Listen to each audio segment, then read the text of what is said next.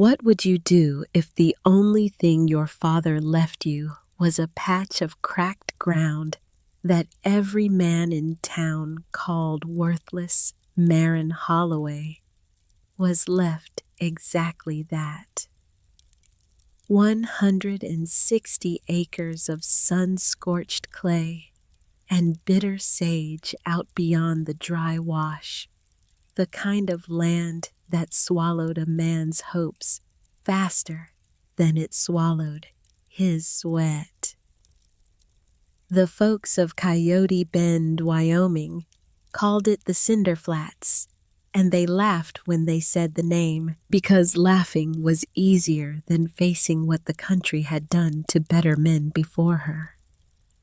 But what those folks did not know, what they could not have guessed as she stepped down from the stagecoach that hot June morning in 1889, was that her father, a quiet cartographer who had spent his life listening to the deep music of stone, had left her one other thing: a heavy oak trunk bound in tarnished brass.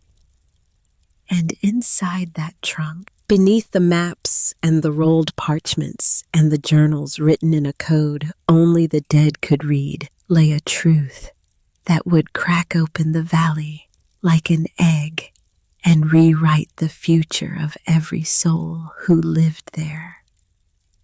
Stay close and let us know where you are watching from as we uncover the secret buried deep beneath the dust of the Cinder Flats. The stagecoach groaned into Coyote Bend under a white, merciless sun, dragging behind it a long plume of alkali dust that hung in the still air like the ghost of weather. Marin Holloway stepped down onto the hard-packed street and felt the weight of the place settle on her shoulders, heavier than the carpet bag in her hand, heavier than the 10 years she had been gone. The town looked smaller than she remembered. The same weathered plank buildings leaned against each other like old men sharing a secret. The same tin signs creaked on rusted hinges above doors that had been painted and repainted until the wood beneath had forgotten its own grain. A dog lay panting in a sliver of shade beneath the boardwalk, watching her with eyes that held no curiosity, only the dull patience of a creature that had seen everything come and everything go. She was 25 years old. She had left this place when she was 15, a girl with ink-stained fingers and a chest full of grievances, bound for a teaching position in a green and civilized town back east in Pennsylvania, a world away from this raw and unfinished country. She had built a life there of sorts. A small rented room above a milliner's shop. A schoolhouse with 32 children whose names she had memorized in a single afternoon. An engagement to a banker's son who had decided 3 weeks before the wedding that he preferred a woman with a softer disposition and a quieter mind. She had come home because there was nowhere else to go. The telegram had been brief and brutal, the way telegrams always were when they carried bad news across long distances. Father passed. Effects held. Come at once. Dunmore. She had read it twice and then folded it into the smallest square her fingers could make, as if making it small would make it less true. A few townspeople lingered in the slivers of shade along the boardwalk, watching her with the particular kind of attention that small towns reserve for prodigal daughters. She recognized some of the faces, though time had thickened them, lined them, hollowed them out. Old Mrs. Pettigrew from the milliners.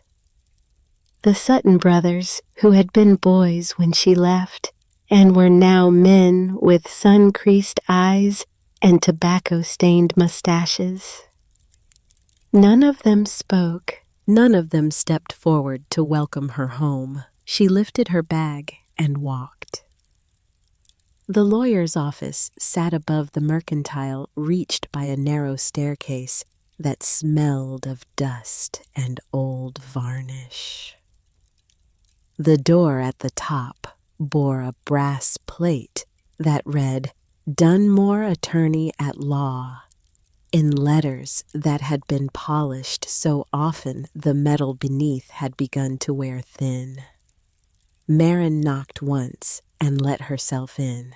Mr. Dunmore was a small man in a black coat, too heavy for the season, with skin the color of bone china and hair so thin she could count the strands.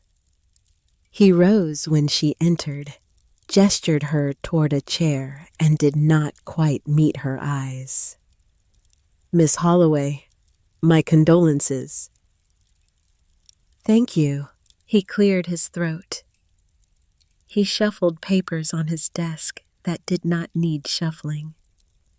He poured her a glass of water from a pitcher and set it before her with a hand that trembled very slightly.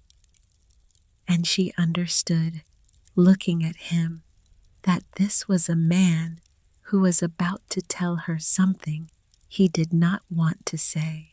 "Your father's affairs," he began, "were straightforward in the legal sense. He had little in the way of currency. No accounts at the bank in Cheyenne. No outstanding debts." He paused. He held title to a parcel of land, 160 acres south of the dry wash. The deed is here. He slid a folder across the desk. Marin opened it. Inside was a single document, the paper yellowed at the edges, the legal description rendered in the spidery hand of a territorial clerk. Section 23, Township 14, South Range, 31 East. And beneath that, in her father's own writing, the words he had given the place. The Cinder Flats. She knew the name. Everyone in the valley knew the name. The Cinder Flats was the joke that the country told on itself, a stretch of cracked clay and thorn scrub where nothing grew and nothing lived and nothing ever would. Her father had bought it, the gossip used to go, because no one else was fool enough to want it. "There is also," Dunmore said, "a trunk from his workshop. I had it brought to the livery for safekeeping. Mr. Pike has been holding it." She nodded. She closed the folder. She started to rise. "Miss Holloway." She paused. Dunmore was looking at his hands now, at the pale, knotted fingers laced together on the desk.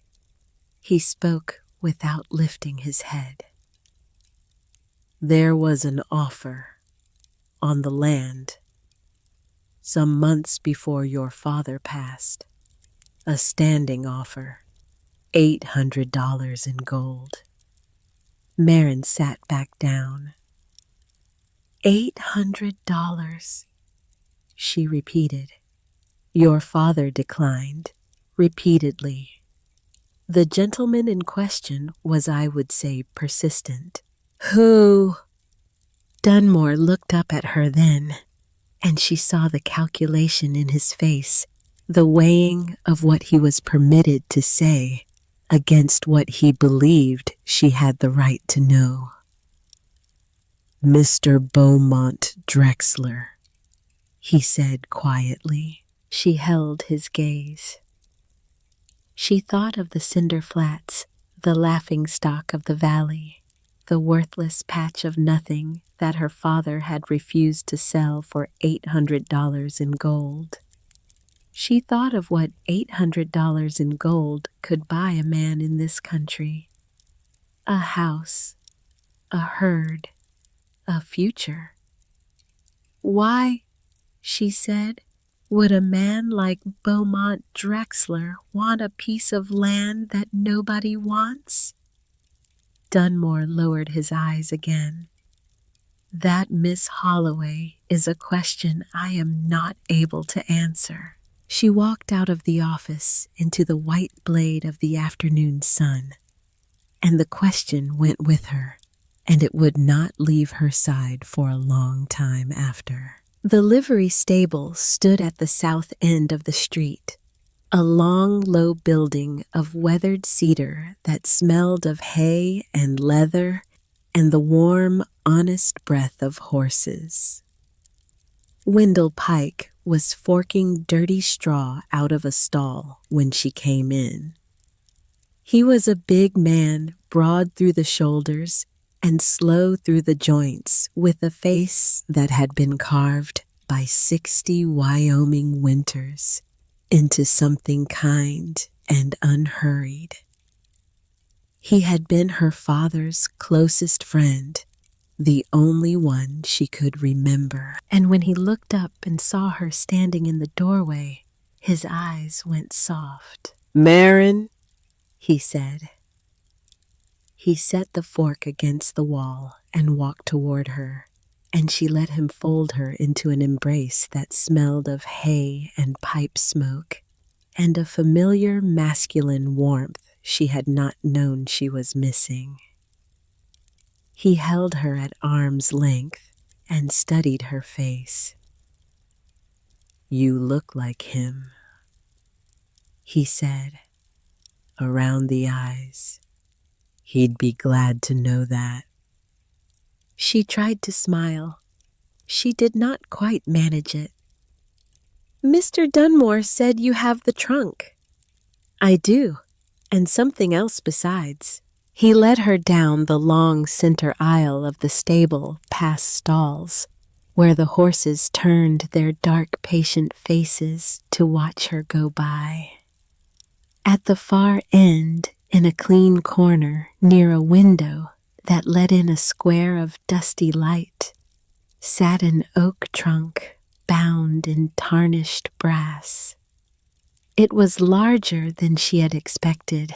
The wood darkened by years and used the brass softened to the green of old pond water. A relic of some earlier life her father had lived before he came to this country, before he became the man she had known and not known. "He kept it locked," Wendell said, "but the key is here." He reached into his vest pocket and produced a small iron key worn smooth by handling. He pressed it into her palm and closed her fingers around it. "Now then," he said, "there's the other thing." He led her to the last stall on the right and opened the gate. Inside stood a mare the color of dust, gray and dappled, her muzzle gone white with age. Her dark eyes turning toward Marin with the slow, grave attention of a creature that has lived long enough to take its time about things. She was thin in the way old horses get thin, but her coat was clean and her hooves were trimmed, and someone had taken care of her. "Her name's Penny," Wendell said. "She was your father's. He rode her every day of the last 6 years of his life. I've kept her fed since he passed, but she belongs to you now. He'd want it that way." Marin stepped into the stall. The mare did not move. Marin placed her hand on the warm, sloping plane of Penny's neck, and the mare let out a long, slow breath that fluttered the dust on the stall floor, and Marin felt something in her chest crack open very quietly. "He was a good rider," Wendell said behind her. His voice had changed. It had gone low and careful the way a man's voice goes when he is choosing his words. Your father, he was the best rider I ever knew. He could sit a horse the way other men sit a chair. He could ride through country a mountain goat would think twice about. Marin did not turn around. She kept her hand on the mare's neck. Mr. Pike. Wendell. Wendell. How did my father die? A long silence. The mare shifted her weight from one foreleg to the other. Somewhere down the aisle, a horse snorted softly. They found him, Wendell said, down by Bitterroot Creek, about 4 miles east of his cabin. His neck was broken. They said he fell. They said that. And what do you say? Another silence, longer this time. When he spoke again, his voice was very quiet. I say there's a question I've been carrying for 4 months, Marin, and I'd rather not say it out loud just yet, not until you've had a chance to look at what's in that trunk. There's things in there I don't understand, things he never showed me. Maybe they'll make sense to you. Maybe they won't. But I'd ask you to look at them before I tell you what I think happened to your father. Will you do that for me? She turned then. She looked at him. The old man's face was steady, but his eyes were not, and she understood that whatever he was holding back was costing him something to hold. Yes, she said. I'll look. He nodded once.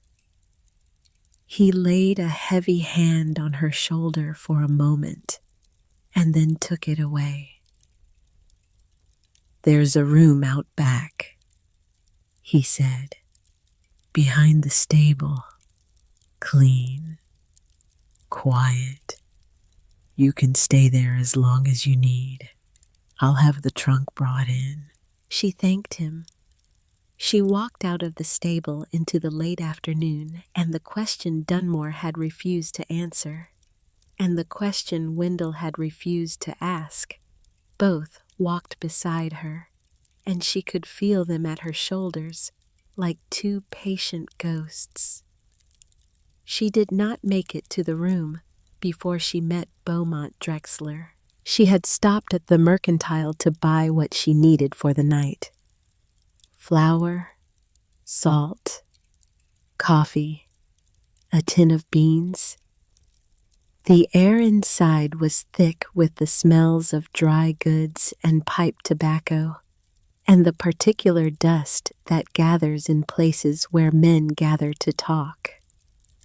A pot-bellied stove sat cold in the center of the room, and around it on barrels and crates, and a single battered chair sat 6 men in conversation. The talk died when she walked in. She knew him at once. He was a large man, the kind of large that announces itself before he speaks.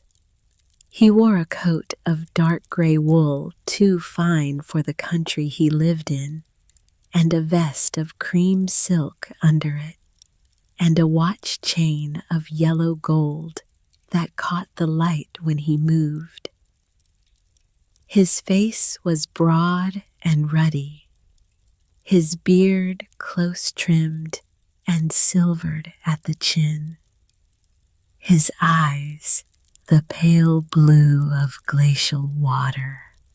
He sat on a barrel near the stove, with one boot crossed over the other knee, and when Marin walked in, he uncrossed them slowly and stood. Miss Holloway. She nodded to him. She moved to the counter and laid her list before the storekeeper, a thin man named Halsey, who had been thin and named Halsey for as long as she could remember. Halsey began assembling her order without speaking. Drexler crossed the room. He did not hurry. He never hurried. He walked the way he sat, the way he spoke, the way he did everything with the unhurried confidence of a man who had never in his life been told to wait. He stopped beside her at the counter and placed his hands on the wood-large hands, manicured hands, with a gold band on the left fourth finger and a heavy silver ring on the right. "My condolences," he said. "Your father was a remarkable man." "Thank you. I knew him some years ago. We were associated for a time." She turned her head and looked at him then, and she saw something move behind those pale blue eyes. A small, careful adjustment, as if a hand had reached up and straightened a curtain she had not been meant to see behind. "Associated," she said. "In a business capacity, surveys, land assessments. Your father had a remarkable eye for country. There are things he could see in a piece of ground that no other man in this territory could see. It was a privilege to work with him." She said nothing. She watched him. "I wonder," Drexler said, and his voice took on the conspiratorial warmth of a man offering charity, "if I might be of service.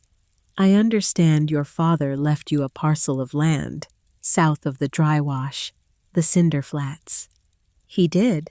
It is, I am sorry to say, not a productive piece of country. I have neighboring holdings. I run cattle east of the wash, and I would find it useful to control the access through that section.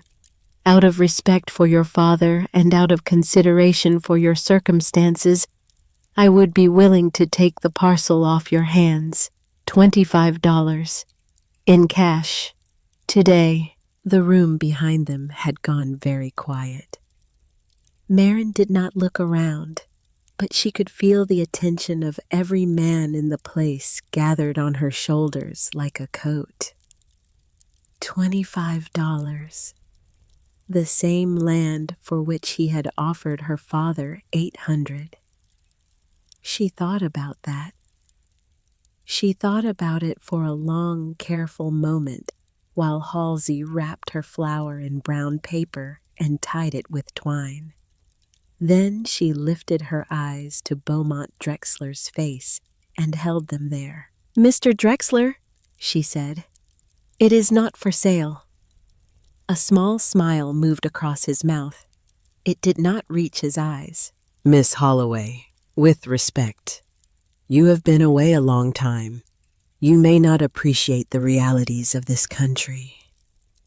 A young woman alone with no income, no resources, no knowledge of the land, attempting to make her way on a parcel that has defeated men twice her size and 3 times her experience. I am offering you the means of a graceful departure. A stagecoach ticket to anywhere you would rather be. A small sum to begin a new life. There is no shame in accepting such an offer. There is, I would suggest, a great deal of shame in refusing it out of pride." He let the words sit. He let them work. Marin paid Halsey for her goods. She gathered the parcels into her arms. She turned to face Beaumont Drexler fully.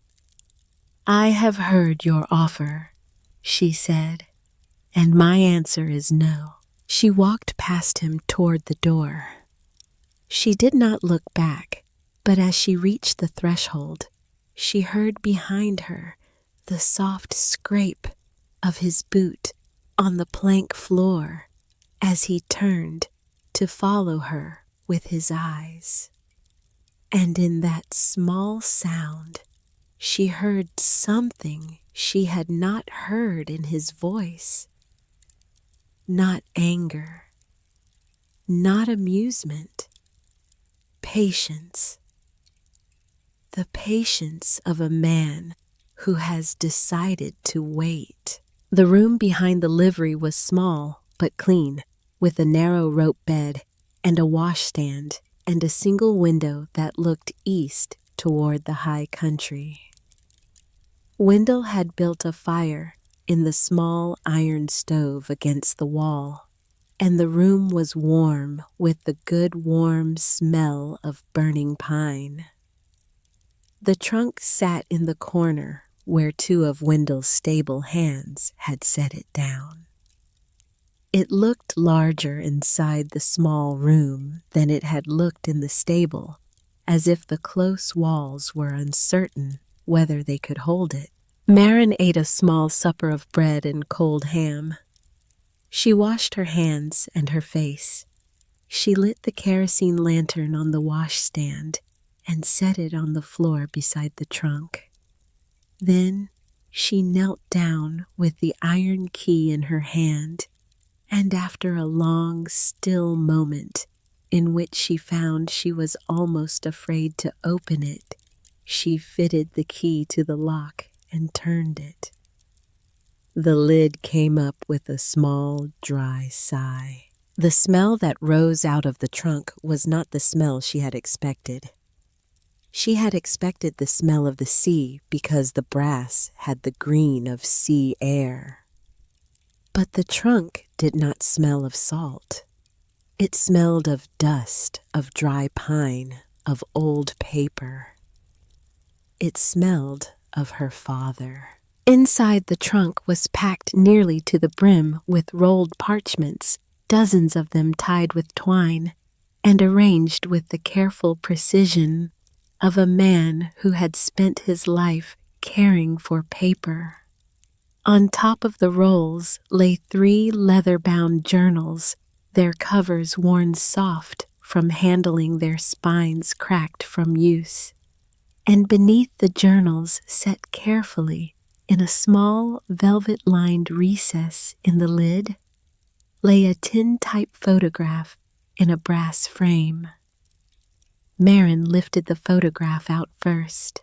It was the smaller version of a portrait, the kind made by a traveling photographer who set up a tent in the back lot of a saloon and charged $2 a likeness. The image had darkened with time, but the figures were still clear. 2 men stood side by side in front of a painted backdrop of mountains. The man on the left was her father. Cassius Holloway, in a younger and harder version, perhaps 35 years old, with a dark beard and the same calm, watchful eyes she remembered. The man on the right she did not recognize at first. He was tall, broad through the shoulders, clean-shaven in this image. His hair dark and parted in the middle. His arm was thrown around her father's shoulders in the easy, familiar way of brothers. And both men were smiling the way men smile who have just come down off a mountain together and shared a flask of whiskey at the top. She lifted the photograph closer to the lantern.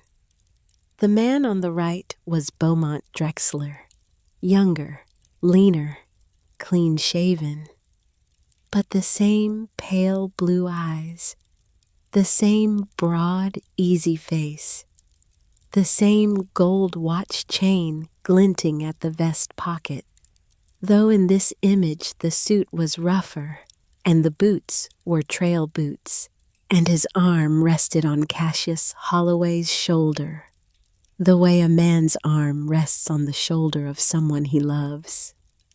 Marin sat back on her heels. She looked at the photograph for a long time. Then she set it aside, carefully face up on the floorboards where the lantern light could touch it, and she reached for the journals. The first journal was filled with field notes, survey readings, bearings, elevations, geological observations rendered in her father's elegant, precise hand. She turned the pages slowly, understanding very little, recognizing only that she was looking at the careful daily work of a man who had loved his profession the way other men love their wives. There were sketches of rock formations, cross-sections of valleys, notations of mineral content in a shorthand she could not read. At the bottom of one page, she found a small drawing of a hawk in flight made in the margin, as if her father had paused in his work to look up and notice the day. The second journal was different. It began with maps. Not maps of any place she knew. Maps that were not maps. Maps that seemed to depict the inside of the country, the parts beneath the surface, the parts no eye could ever see. Strata of stone laid down in the time before time. Faults and fractures. The slow movements of water through rock, and running through them, the faint, impossible blue lines that ran across the parchments in the trunk. The same blue lines drawn in the same patient hand, traced as if her father had been able to see beneath the skin of the world and was trying to write down what he saw. At the bottom of one of these pages, in his small, elegant script, were 2 words: Aqua dormiens, the sleeping water. The third journal she could not read. It was filled page after page with symbols she did not recognize. Some looked like the shorthand of a geologist. Some looked like nothing she had ever seen.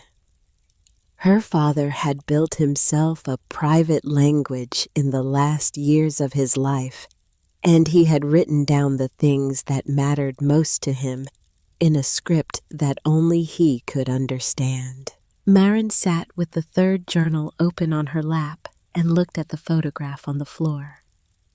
2 men smiling, 2 men who had once been friends.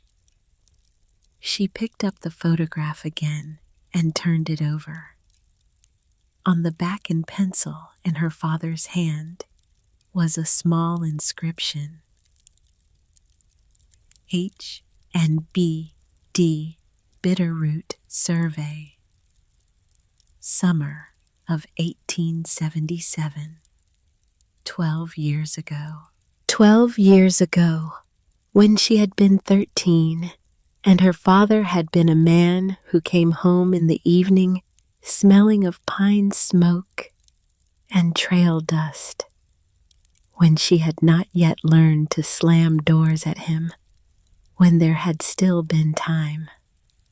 12 years ago, her father and Beaumont Drexler had stood together on a mountain somewhere and laughed for a camera. She thought of the man at the mercantile counter. $25, the unhurried smile. She thought of Dunmore's careful voice. $800 in gold. She thought of Wendell, his hand on her shoulder. There's a question I've been carrying for 4 months. She set the photograph back in its velvet recess. She closed the trunk. She did not sleep well that night, and the dreams she had were of running water far below the floorboards, a sound she could feel more than hear, a low, patient hum coming up through the bones of the earth and into the bones of her body. And when she woke at the first gray light of dawn, she lay for a long while without moving, listening to a silence that did not feel like silence anymore. She bought the buckboard from Wendell at a fair price and hitched Penny to it on a morning 2 days later, when she had finished gathering the supplies she would need. Flour and beans and coffee, a side of bacon wrapped in oilcloth, a small iron skillet, a coil of rope, 2 water barrels filled at the town pump lashed in the bed of the wagon, the trunk riding behind the seat covered with a piece of canvas against the dust. The town watched her leave. They watched without comment the men on the boardwalk, the women in the doorways of their shops. Old Mrs. Pettigrew stood at the window of the milliner's with a small handkerchief pressed to her mouth as if she were watching a funeral procession. The Sutton brothers smoked in the shade of the smithy and turned their heads to follow the wagon as it passed. No one waved. No one called out.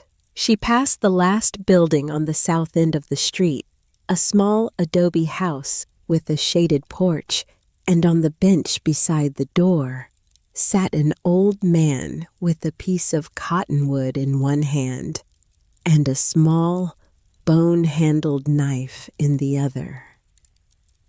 He was very old. His face was the color of saddle leather, and his hair was the color of ash, and he did not look up as she drew near. His knife moved across the wood with the slow, inevitable motion of a thing that had been doing what it was doing for a long time. She did not know him. She had been a girl when she left, and he had not lived here then. But as she drew abreast of him, his voice came to her on the morning air, dry as the rustle of cottonwood leaves on a stone roof. Your father listened to the stone's memory, the old man said, not looking up. She reined Penny in. You have his eyes, he said. See if you have his ears. She waited. He did not look up. He did not say more. His knife went on with its small, slow work, and after a long moment, she clucked her tongue at Penny, and the mare moved on, and the old man and his porch fell behind, and the words went with her into the country. The road dwindled, first to a wide rutted track, then to a pair of faint lines worn into the dirt by a few patient wheels, then to nothing at all. The country opened around her in long, pale folds, the sagebrush giving way to greasewood, the greasewood thinning to thorny mesquite, the soil turning by slow degrees from the gray of dust to the pale, cracked clay of the country her father had called the Cinder Flats. The sun climbed and stood overhead and beat the land flat. There was no shade anywhere. There was no sound but the slow creak of the wagon and the patient rhythm of Penny's hooves and the wind when it came in the dry, brittle scrub. She had been riding 3 hours when she heard the hoofbeats behind her. She did not turn.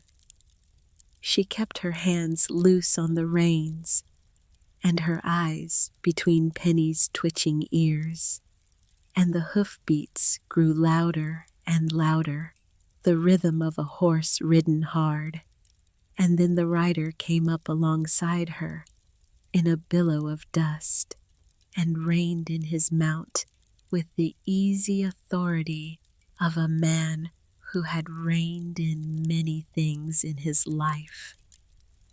It was Beaumont Drexler.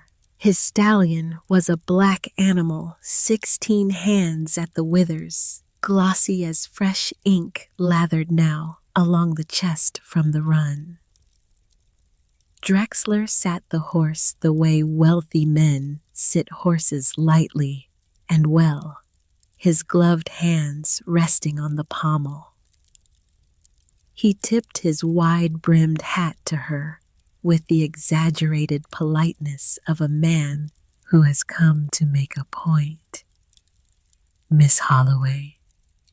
She did not slow Penny. She did not look at him. Enjoying your inheritance. She did not answer.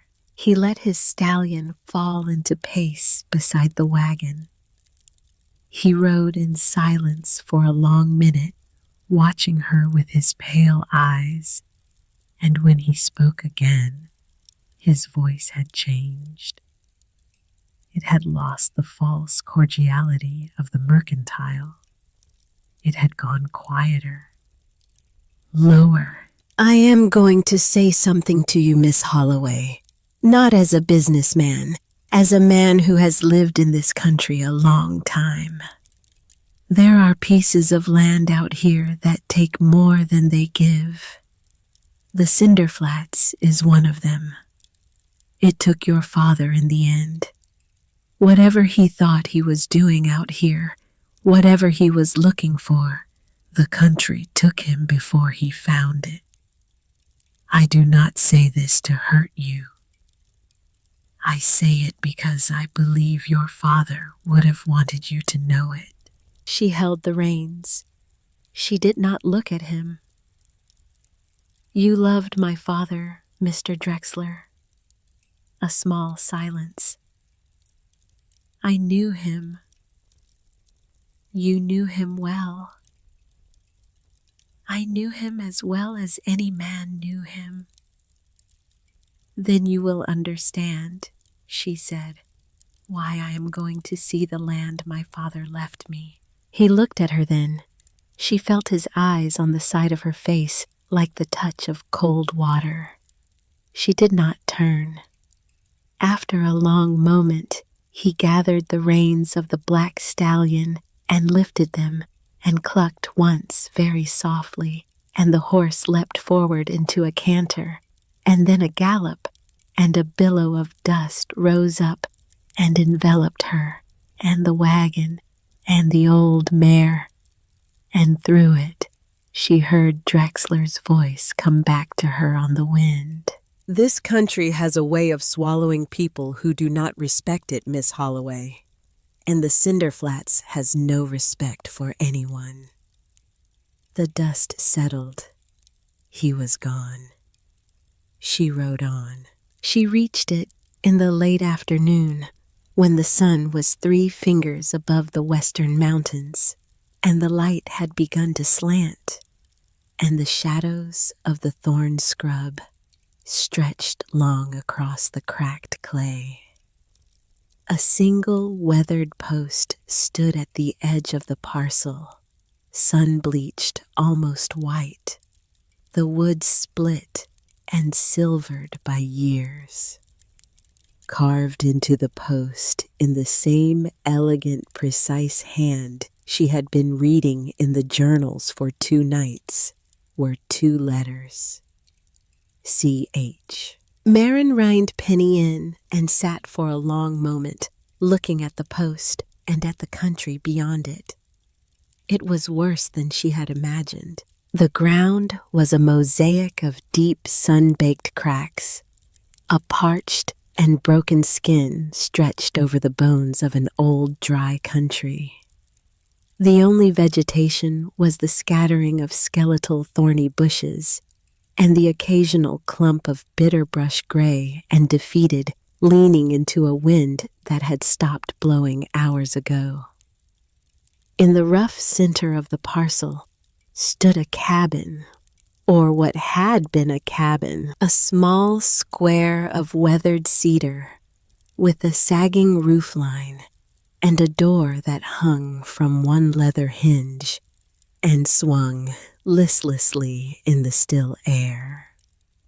The chimney had collapsed at its mouth. One window was a black hole where the glass had long ago gone to wherever broken glass goes in country like this. It was the picture of perfect desolation. For a long moment, Marin sat on the wagon seat with the reins loose in her hands, and she thought with a clarity that surprised her that she could turn around.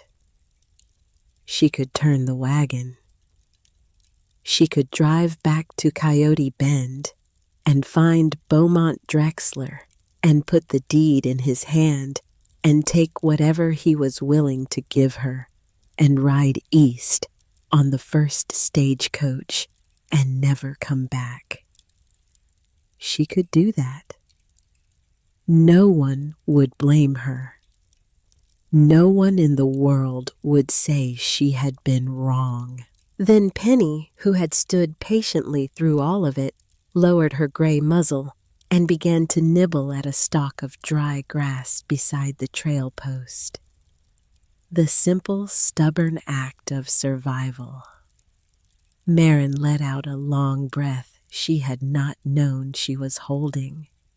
She climbed down from the wagon. She walked to Penny's head and laid her hand on the mare's warm neck and stood for a moment in the dying afternoon light, with her hand on the only thing in this country that she could call her own. "All right," she said. "All right, Penny, let's see what he left us." She made her camp not in the cabin which she could not yet bring herself to enter, but a little way off, in the lee of the wagon, where she built a small fire from the dead wood of a long-gone mesquite. She unhitched Penny and led her to a patch of slightly less forbidding ground and set out a measure of oats from the sack and a bucket of water from the barrel. She ate a small supper of bread and jerky sitting on the wagon tongue with the trunk open beside her and one of her father's strange, beautiful maps unrolled on her knees. The sun went down behind the western mountains and took the heat of the day with it. The desert cooled. The colors of the country deepened the pale clay, turning rose and then violet and then a deep velvet gray. The stars came out one by one, and then all at once a brilliant, teeming river of light arching across a sky of pure black, more stars than any town-dwelling soul could imagine. The stars her father had spent his life riding under. She let the fire burn down. She let the night come. And she sat there in the dark with the map on her knees and the great silence of the country pressing in around her.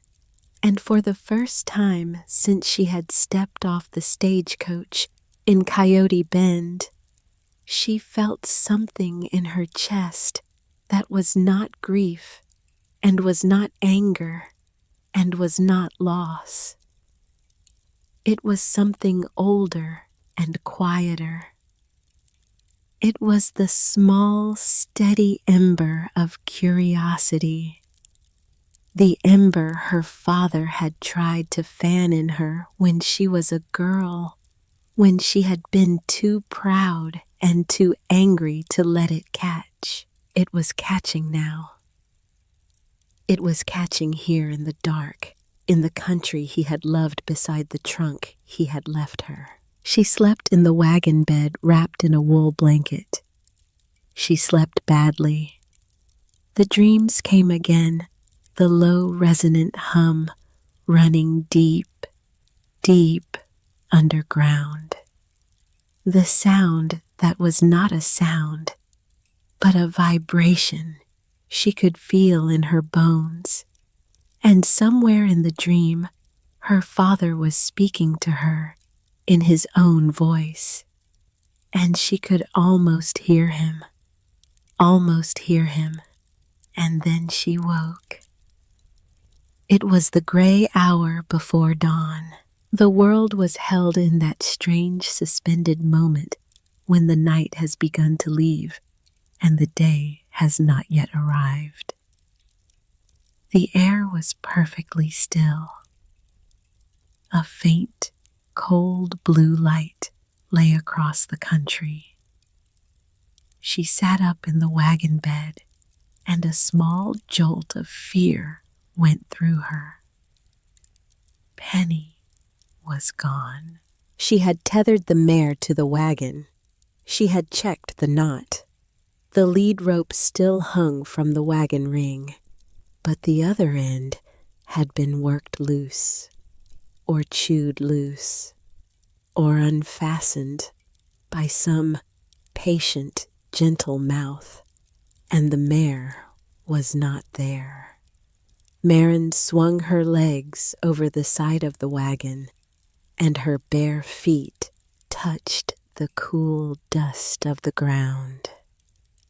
She turned in a slow circle, scanning the half-light. She saw the mare.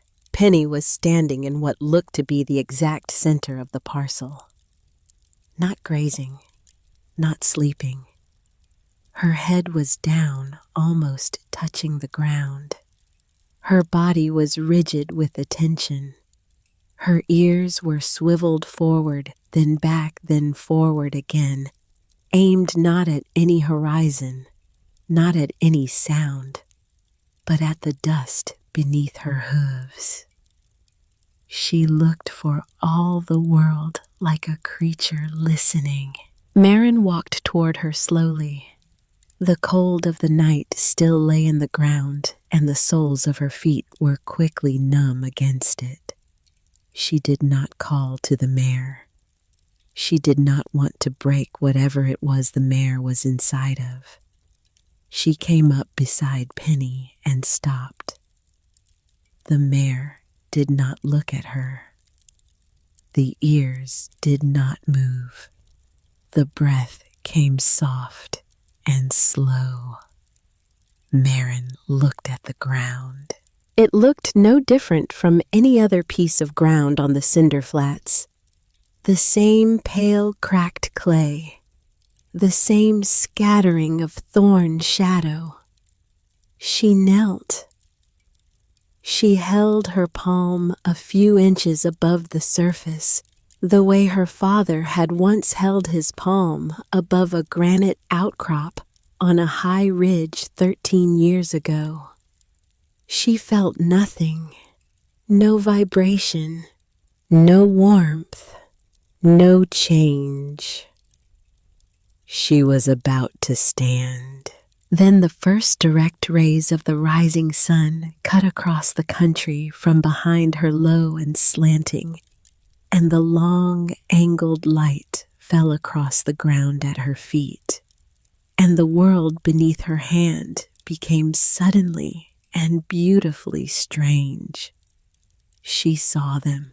Not the broad, ugly cracks of the sun-baked clay, the cracks every fool could see, but a network of incredibly fine hairline fissures, no wider than a thread, no deeper than a thought, that the sideways light had brought up out of the dust. They radiated outward from a central point directly beneath Penny's hooves, branching and branching again, a delicate, intricate pattern like the veins of a leaf. like the structure of a snowflake, like the diagram of something alive. Order in a country defined by chaos. A design where there should have been only dirt. Her breath caught. She looked up at the mare. The mare was looking down at her. Marin stayed there on her knees for a long time with the cold dust against her shins and the rising sun warming her shoulders and the impossible pattern of lines branching out beneath her hand until at last she made herself stand and walk back to the wagon. Her legs felt strange beneath her. The dust on her hands was somehow no longer ordinary dust. She built up the fire. She made coffee. She drank it slowly, watching the mare who had at last lifted her head and begun to walk away from the place she had stood, as if released from a duty she had performed. It was after she had eaten, after she had washed her tin cup, after she had begun to think she could perhaps face the cabin, now that she did the thing that changed everything. She went to the cabin. She pushed open the groaning door and stepped inside, and the dust of years lifted around her in slow drifting clouds, and the smell of the place was the smell of abandonment and old wood and the small, soft scuttle of mice in the rafters. There was a broken chair, a rusted tin cup on a shelf, a scattering of dry mouse droppings on the plank floor. The roof had failed in one corner, and a shaft of new morning sun came down through the gap and lit a square of the floor as bright as a stage. She stood in the doorway and let her eyes adjust. She walked the small room slowly. She touched the chair. She touched the cold iron of the wood stove. She lifted the tin cup and set it back down. She moved to the corner where her father had kept his work table, and the table was gone, but the wall behind it was not gone, and on the wall, tacked at the corners, with small square nails, was a single large sheet of vellum. A map. It was a map of this very parcel. The cinder flats, rendered in her father's hand, unfinished. He had been working on it when he died. She stepped closer. There was a faint line drawn across the floor of the cabin in pencil, the kind of line a man draws when he is laying out where something is, when he is marking what he knows to himself in a way that no one else will ever need to read. The line ran from a point on the wall map across the floor to the wall opposite where it ended at the baseboard. Marin followed it with her eyes. She knelt. The baseboard had been pried up at one corner. The nails had been removed and replaced, but the small dark shadows of the removal were there if a person knew to look. She slid her fingernails under the edge and lifted.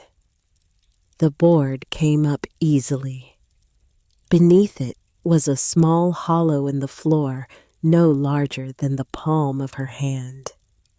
And in the hollow lay a folded square of paper.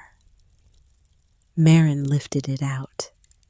She unfolded it slowly. The paper was thin and creased, and it had been folded for a long time. The hand on it was her father's. The ink was a little faded, but the words were clear. Marin, if you are reading this, I am gone, and you have come home, and you have done the one thing I prayed you would do. You have looked at the land. You have looked inside the trunk. You have learned to ask questions. Listen to me now, daughter, because I have very little time and very few words. My death will be called an accident. It will not have been an accident. The man who paid you the visit you have surely had by now is the man who has reason to want me silent. I will not write his name on this paper, because if this paper falls into the wrong hands, I do not wish to confirm what he already fears. There is a night you must ask about, the night of the 14th of March. Ask Wendell. He will tell you what he knows. He will not tell you what he suspects until you ask him. He is a careful man, and I love him for it. Trust the maps. Trust the mare. Trust the old man on the porch with the cottonwood. They are the only 3 witnesses I have left you. I am sorry, Marin. I am sorry for the years between us. I was not a good father. I was a man who heard the music of stone more clearly than the voice of his own child, and I have lived to know the cost of that. And now I do not have time to make it right. But you are here. You are here, and you are reading this. And that is a beginning. Listen to the country. Listen the way I taught you to listen, even though you would not let me teach you. There is a river under the land, Marin. There is a river under the land, and the man who wants me silent wants the river. And he has been willing to wait a very long time to have it. Now you know. Your father. She knelt on the cabin floor with the letter in her hands and the morning sun coming down through the broken roof onto her shoulders, and the dust hung in the shaft of light like small, slow stars. And somewhere outside the door, an old gray mare was nosing through the bitter brush, and somewhere 4 miles east of the cabin, a creek called Bitterroot ran cold and shallow through a country that had killed a man and called it a fall. The 14th of March. She lowered the letter into her lap. She lifted her eyes to the wall, to the unfinished map, to the faint blue lines her father had drawn across it, that she now understood were not lines on a surface at all, but lines beneath it, the veins of the sleeping river, the secret pulse of the country, the thing he had given his life to find, and the thing he had given his life for. The sun climbed. The light in the cabin shifted. Outside in the great silent country, the wind began to move again across the dry grass, and the small dust devils of the morning rose and fell and rose again. And the old mare lifted her head and looked east toward the creek called Bitterroot, as if she too had heard a question being asked. Marin folded the letter carefully. She put it in the pocket of her dress. She pressed her hand flat against it for a long moment, as if to confirm to herself that it was real, that her father had written it, that the country had finally spoken. Then she stood up. She had a great deal to do. She rode back to Coyote Bend 3 days later with the unfinished map rolled in oilcloth on the seat beside her, and her father's letter folded small in her dress pocket, and the question her father had given her sitting in the middle of her chest like a stone she could not put down. She had spent those 3 days at the cabin. She had not dug. She had not begun any great work. She had walked the parcel slowly with the second journal open in her hand, the journal of the strange, beautiful maps comparing the lines her father had drawn against the country she stood in. She had found the point where Penny had stood that first dawn, the central node of the hairline cracks, and she had marked it with 3 small stones piled into a cairn no taller than her knee. She had cleaned the cabin. She had swept the dust of years out the open door. She had hung an old wool blanket across the broken window. She had set the trunk inside in the corner where the morning light would find it. And every night when the desert cooled and the stars came out, she had lain on her back on the wagon bed with the letter in her hand and read it again until she could have spoken it aloud from memory, until her father's voice had become indistinguishable in her mind from her own. She rode back to town because she needed to ask Wendell Pike a question. She arrived at the livery in the late afternoon when the sun was beginning to soften and the long shadows of the cottonwoods were stretching across the street.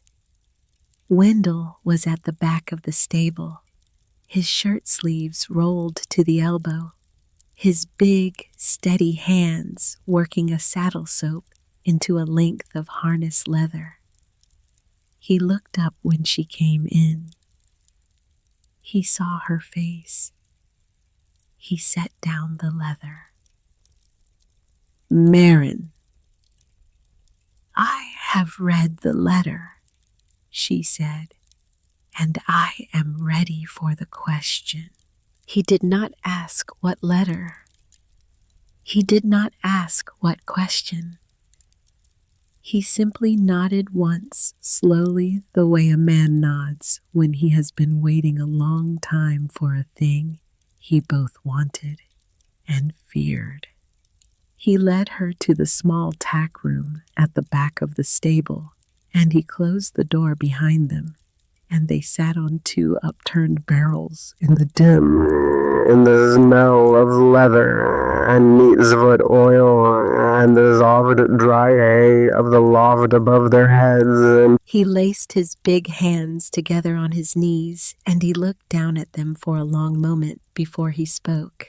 "I found your father on the morning of the 15th of March, he said, "just past dawn. I had ridden out because he had not come to town the day before, and your father did not miss our Thursday coffee unless he was sick or dead. He was at the place where Bitterroot Creek bends below the cottonwoods, about 4 miles east of his cabin. He was lying on his side in the gravel of the bank. His neck was broken. The doctor came out from town later that morning and said he had broken it in a fall." The county judge agreed. The papers were signed. Your father was buried in the small plot behind the church. That was 4 months ago. She waited. She did not speak. Wendell lifted his eyes to hers. "His horse was found grazing about 100 yards downstream," he said. "Old Brigham, the bay gelding your father had ridden for 11 years. He was wet to the hocks from the creek. He was calm. He was uninjured. There was not a scratch on him, Marin. Not one. The girth had not slipped. The saddle was square on his back. The bridle was in place. I have ridden with your father over country a goat would think twice about. I have watched him sit a horse at a dead run down a scree slope. He did not fall, Marin. Cassius did not fall off Old Brigham on a flat stretch of gravel beside a creek he had crossed 1,000 times. He did not. I have known it for 4 months, and I have not said it out loud to a single soul, because to say it out loud is to call a man a liar or a murderer, and I do not have the proof to do either. She felt her own hands trembling. She pressed them flat against her thighs. Was he alone? That is the part I cannot answer, Wendell said. There were tracks at the creek, a second horse, a shod horse. The tracks led down from the high country east of the cabin, and they led back up into the high country east of the cabin, and they were old enough by the time I saw them that I could not say how old they were. They could have been from that night. They could have been from a week before. I lost them in the rocks above the creek. I rode for 3 days looking for where they came out, and I never found a clean print. Whoever rode that horse rode careful, Marin. Rode like a man who did not want to be followed. He stopped. He did not say a name. He did not need to. She thought of Beaumont Drexler on his black stallion. She thought of the careful, unhurried way he sat the saddle. She thought of his $800 in gold and his $25 in cash and his face at the mercantile counter, the face of a man who had been waiting for her to come home. She thought of the photograph. 2 men smiling. 12 years ago, summer of 77. He told me, she said slowly, that he and my father had been associated in a business capacity. He told you the truth, Wendell said. But not all of it. They were more than associated. They were partners. For years, Marin. They were the closest thing your father ever had to a brother out here. They rode together. They surveyed together. They sat at this very stove together in the winter of 78, when the snow lay 6 feet deep against the north wall of the stable, and they could not get out to the country. And they drank my coffee, and they argued about rocks like 2 boys arguing about which marble was better. His voice had gone quiet. Something happened between them. I do not know what. Your father would not speak of it. One spring, perhaps 4 years ago, they were partners. The next spring, they were not. They stopped riding together. They stopped speaking. When they met on the street, they tipped their hats to each other like strangers. Whatever it was deep, and it was final, and your father carried it to Bitterroot Creek with him. Marin sat in the dim of the tack room and breathed. There is something else, Wendell said. Something I have been holding to give you. Your father came here 3 days before he died. He brought a box. He said he was going to leave it with me for a while. He said if anything ever happened to him, I was to give it to you. He said nothing more than that. I have kept it under the floor of the harness room for 4 months. He stood and went to the corner of the tack room where a heavy wooden trunk held bits and bridles, and he moved the trunk aside, and he lifted a section of plank from the floor beneath, and from the hollow underneath he drew out a small flat box of dark wood, no larger than a Bible. He brought it back to the upturned barrel and set it in her lap. She lifted the lid. Inside was a small brass key, plain and unornamented, and a folded sheet of paper. The paper bore an address in her father's hand. Mr. Theodore Ashby, Surveyor Emeritus, 412 Ferguson Street, Cheyenne. Beneath the address in her father's smaller writing, 2 more words. He knows. She closed the box. She held it in both hands and looked at Wendell across the small space of the tack room, and her voice when it came out was very steady, steadier than she felt.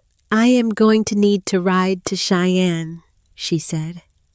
"I'll lend you the bay," Wendell said. "Faster than Penny. 2 days each way if you push him."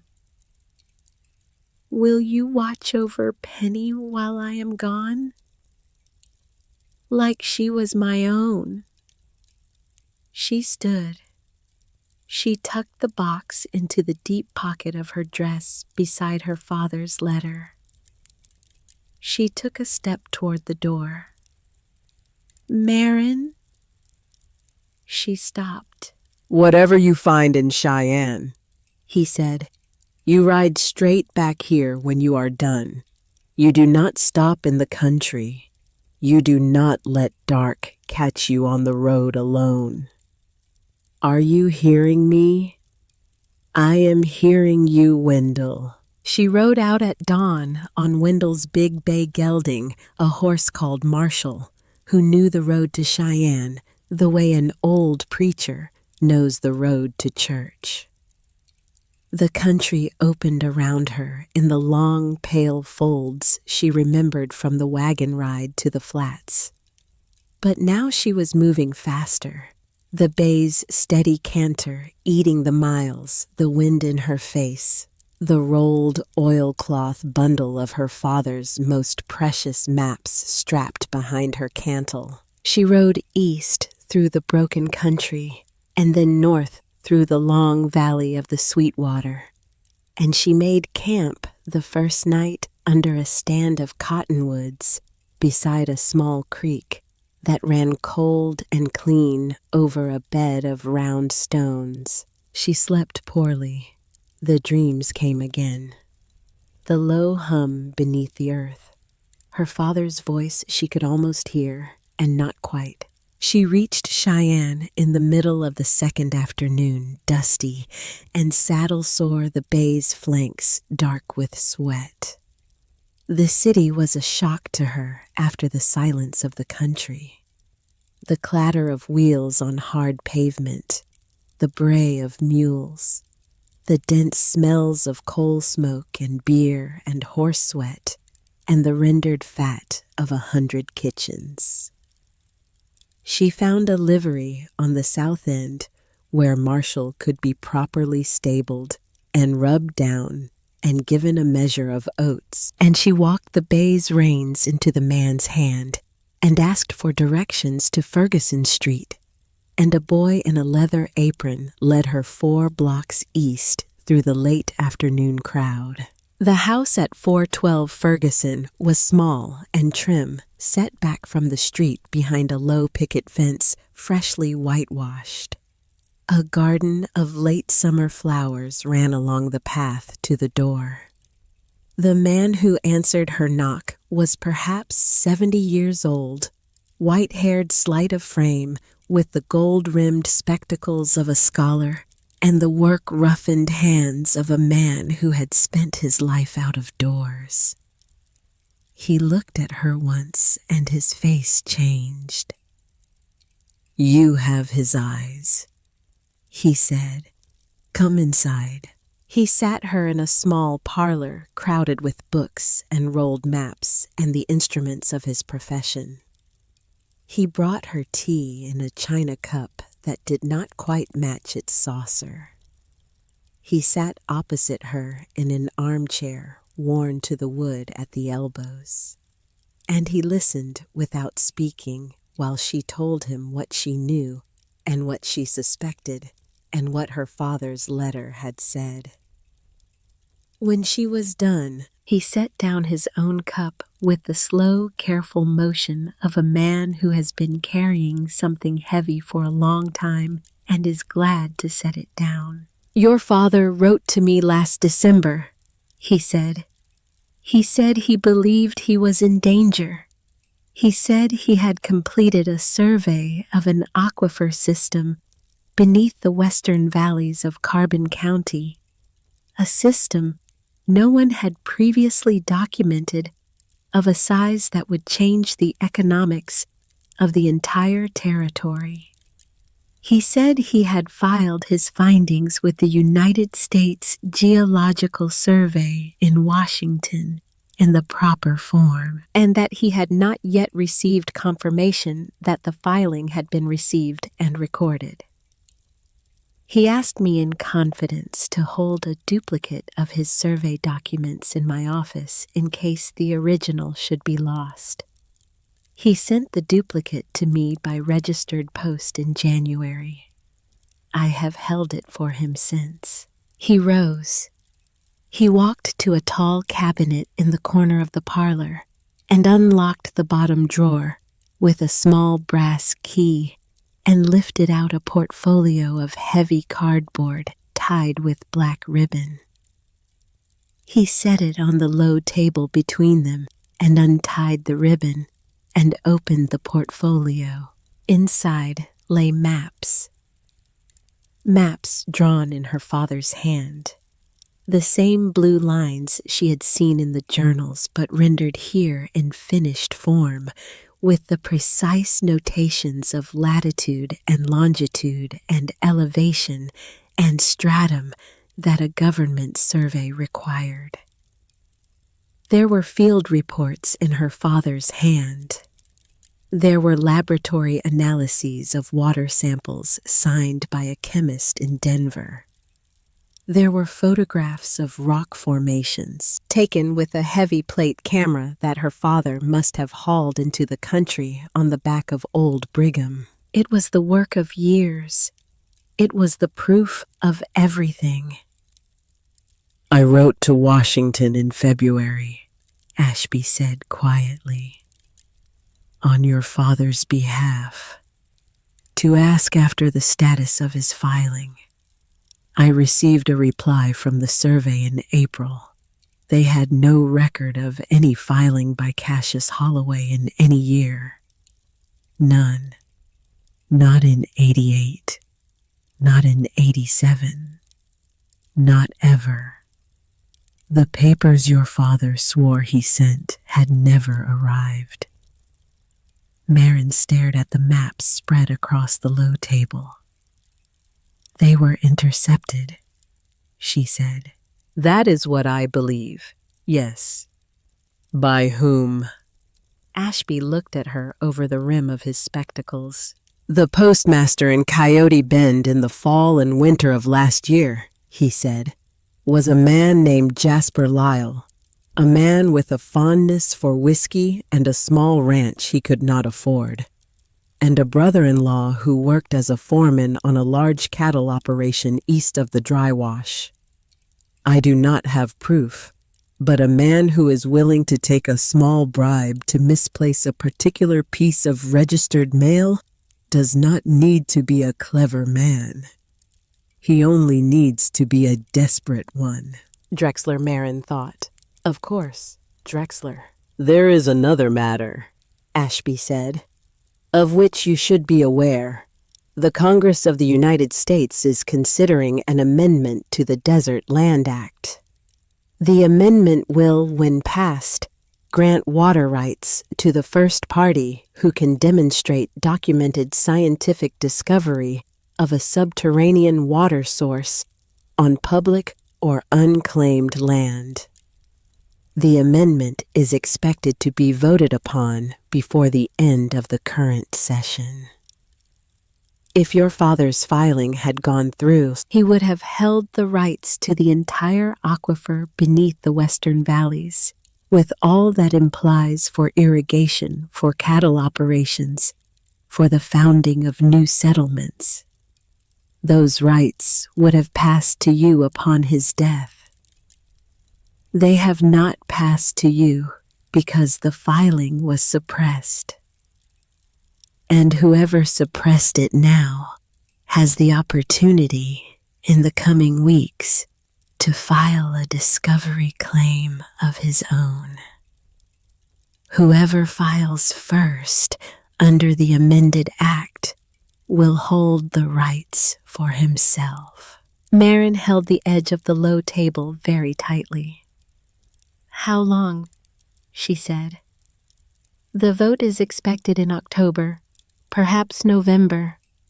After that, there will be a window of perhaps 60 days during which discovery claims may be filed. The first valid claim wins." She closed her eyes. She thought of Beaumont Drexler's pale blue eyes and his unhurried smile and his patience. She understood now what the patience had been for. He had been waiting for her father to die. He had been waiting for the survey records to be suppressed. He had been waiting for the law to change so that he could file his own claim on her father's discovery. He had been waiting for her to fail and sell and go away. He had not waited for her father to die. He had killed her father in some way, in some manner she could not yet name, and then he had waited. She opened her eyes. Theodore Ashby was watching her with the steady, patient gaze of a man who had given her bad news and was now waiting to see what kind of woman she was going to be in receiving it. "Mr. Ashby," she said, "will you keep these documents safe a little longer?" "For as long as you need." "And will you, if it should come to that ride to Coyote Bend, and swear to what you have told me before a federal officer of the court?"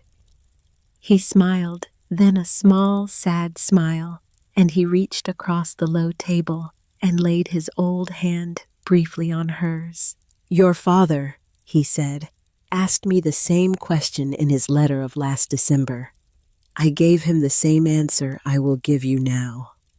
I am 71 years old, and I have been waiting all my life for a thing worth swearing to. Yes, I will ride to Coyote Bend." She left Cheyenne at first light the next morning. She rode hard. She did not stop for a noon meal. She walked Marshall down the steep places and let him canter the long valleys. And she watched the road behind her as much as she watched the road ahead, and the dust she raised behind her hung in the still air like a long red flag she did not want to be carrying. She made camp the first night in a cold, dry coulee and did not light a fire. She ate jerky and a heel of bread and slept 3 hours and rode on. She reached the outskirts of Coyote Bend at the middle of the second afternoon. She did not ride into town. She skirted Coyote Bend in a long, looping arc to the south, crossed the dry wash at a place she remembered from her girlhood, and came in on the cinder flats from the southwest, riding the bay through the broken country with her hat pulled low and her eyes scanning the horizon for any movement that did not belong. The country gave back nothing. The sun was a flat white coin in a flat blue sky. The wind moved across the sage in long, patient waves. She crested the low ridge above her father's cabin in the late afternoon, and she reined the bay in, and she sat there on Marshall's back for a long, quiet moment, looking down at what had been done. The cabin had been partly burned. The roof on the south side was gone, charred timbers leaning into the open air. The door hung from its leather hinge, but the door itself was scorched black. Someone had tried to set the place ablaze, and the fire had not quite caught the way they meant it to, because the timbers were too dry on the outside and not dry enough on the inside, and the night wind had come up wrong, and the cabin still stood. Just. Penny was alive. The mare was standing in the small corral Marin had built behind the cabin from cottonwood poles. She was favoring her right foreleg. Even from the ridge, Marin could see the angle of it, the careful way Penny held the leg up off the ground. Someone had hurt the horse. Someone had come in the night and hurt the horse and tried to burn the cabin. Marin rode down from the ridge slowly. She tied Marshall to the half-burned hitching post, and she walked to the corral, and she looked at Penny's leg. The cannon bone was bruised. The skin was broken in a long, shallow gash, the kind a man might make with the toe of a heavy boot, driven hard into the leg of a horse that could not get out of his way. Penny stood quietly under her hand. The mare's dark eyes were patient and resigned and very tired. "All right, old girl," Marin said softly. "All right. I am here. I am here now." She tended the leg. She washed the gash with water from the barrel and packed it with the small jar of carbolic salve she had bought in Cheyenne. She wrapped the cannon bone in clean cotton bandages from her saddlebag. The mare flinched once when the salve went into the open skin, and then she stood and let Marin finish. Then Marin walked to the cabin. The door pushed open on its single leather hinge. Inside, the floor was wet with the soot of half-burned wood, and the smell was acrid and sour. The trunk was still in its corner. Someone had tried to open it and failed because the brass lock had held, and the wood of the lid was deeply gouged where they had worked at it with a knife or a pry bar. The wall map of the parcel had been torn down from the wall and lay crumpled on the floor. The unfinished map. Her father's last work. She knelt and picked it up and smoothed it carefully on the floorboards. A note had been pinned to the wall where the map had been. A piece of stiff paper pierced through with the point of a bowie knife driven into the wood up to the hilt. The note had been written in a heavy hand with a coarse pencil. "Sell or go. 1 week." She read the note twice. She did not take it down. She left the knife in the wall. She stood in the small, ruined cabin in the late afternoon light, and she felt something pass through her chest that she did not recognize at first because she had not felt it before. It was not fear. Fear she had felt many times in her life. It was not grief. Grief she had been living inside of for 4 months. It was something colder and clearer than either of those. It was the steady, patient anger of a person who has been pushed exactly one step too far. It set into her like a vein of iron set into stone. She walked outside. She stood on the broken porch and she looked across her father's land, the 160 acres of cracked clay and bitter sage that nobody had wanted, the small piled cairn of stones where Penny had stood that first morning. And she understood with absolute clarity what she was going to do. She was going to find what her father had found. She was going to find it before they came back. The next morning, before the sun, she began. She moved Penny into the cabin itself, sweeping out a corner of the unburned floor and laying down clean straw and rigging a feed bucket, because she did not want the mare in the corral where any man who rode in could see her or get to her. She drew water from her barrels, the last of what she had, and she carried 2 full buckets out to the cairn. And she set the buckets aside. And she took her father's pickaxe and her father's shovel from the lean-to behind the cabin where Wendell had said her father kept them, and she carried the tools to the place where Penny had stood, and she began to dig. The ground was iron. The first stroke of the pick rang against the baked clay like a bell. The second came back with such force she felt the impact travel up the handle and into the bones of her arms and shoulders. She drew a breath. She swung again. The first hour she dug a hole the size of a tin plate. The second hour she dug a hole the size of a dinner platter. By the end of the first day, she had a shallow pit, perhaps 2 feet across and a foot deep, and her palms had broken open at the base of the thumbs, and her shoulders burned, and she could not lift the pick above her head one more time.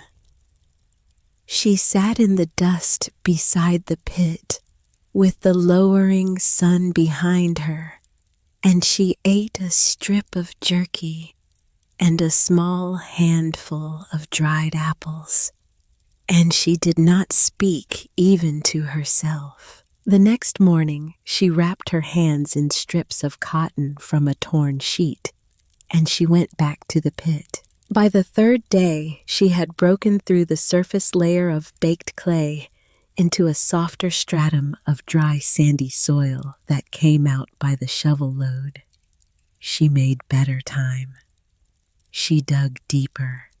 She dug all morning and stopped at noon to drink water and eat and rest in the small square of shadow at the cabin wall, and she dug all afternoon. And at the end of the 3rd day, she was waist deep in the hole, and she could feel a small, steady draft of cool air rising past her face from somewhere deep in the dust at the bottom of the pit, a draft that smelled faintly of wet stone. On the 4th day, she remembered the box.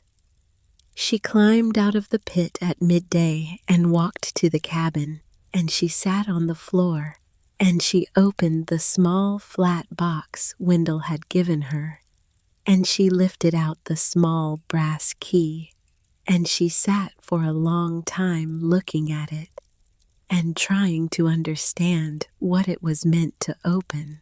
It was too small to open the oak trunk.